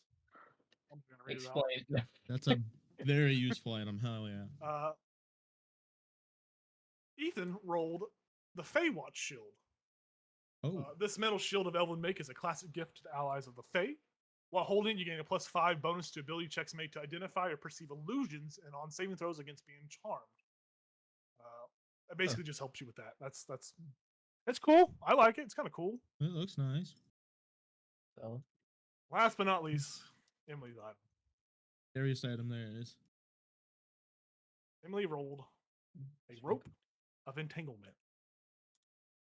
This rope is 30 feet long. While holding one end of the rope, you can take a magic action to command the other end to dart forward and entangle one creature you see within 20 feet. The target has to succeed on a dex save or become restrained. You can release a target by letting go of the rope or using a bonus action. It's basically it's a pretty powerful tool in my opinion. It's pretty useful. I don't like it. It does not make me happy. Who wants to become Wonder Woman? that's what I was thinking. I was also Oh, thinking It's an it's about. AC of 20. Why don't you just attach it to your Morningstar and use your Morningstar on the end of it? You have a Holy shit. 20-foot reach That on would be that bad boy. That's an incredible idea. Oh no. But yeah, that's what you guys rolled up. And then obviously, Amber's has the Wand of Orcus, which is very nice. But the rest of you guys, that's what you all loot. Next session, we'll pick back up with her. We can say you guys are all identifying or richly identifying these things as you guys, and we'll pick back up after you guys identify everything. Feel free to talk about what you want to have. You can pass stuff around. But yeah, that's it for tonight's session. The party fought a decently hard battle. It could have been harder, but there were some cannons and there was some stuff that happened. Y'all killed the captain, ended the curse of revenge. Next session, we shall see the party. I'll ask you guys off camera to roll d8s for me for your wilderness travel. We'll kind of iron that out outside of the stream. We can just do it in Discord, so I can prepare those, and then we will see you guys basically heading for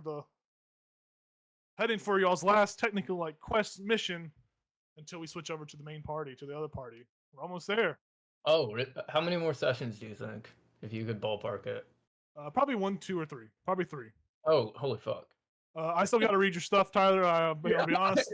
I didn't read a single word. I was out of town for a whole week working, and I was just. No, you're good. You're good. You're good. I got to do a lot of work to catch up on. I thought this battle was going to be a little longer, but it is what it is. Good cannon All right. shot off. I know. Hell yeah. With that, and you guys still have the rest of the ship. If you guys want to kind of hang out and go through the ship, you can still do that. But, Yeah. I want to take their heads. I definitely want to go through the ship. yeah. With that, thanks for watching. If you're still tuned in, have a great night and see ya on potentially Tuesday. Maybe not. If not Tuesday, then maybe later in the week or on Sunday. We'll see. Thanks for watching. Good night.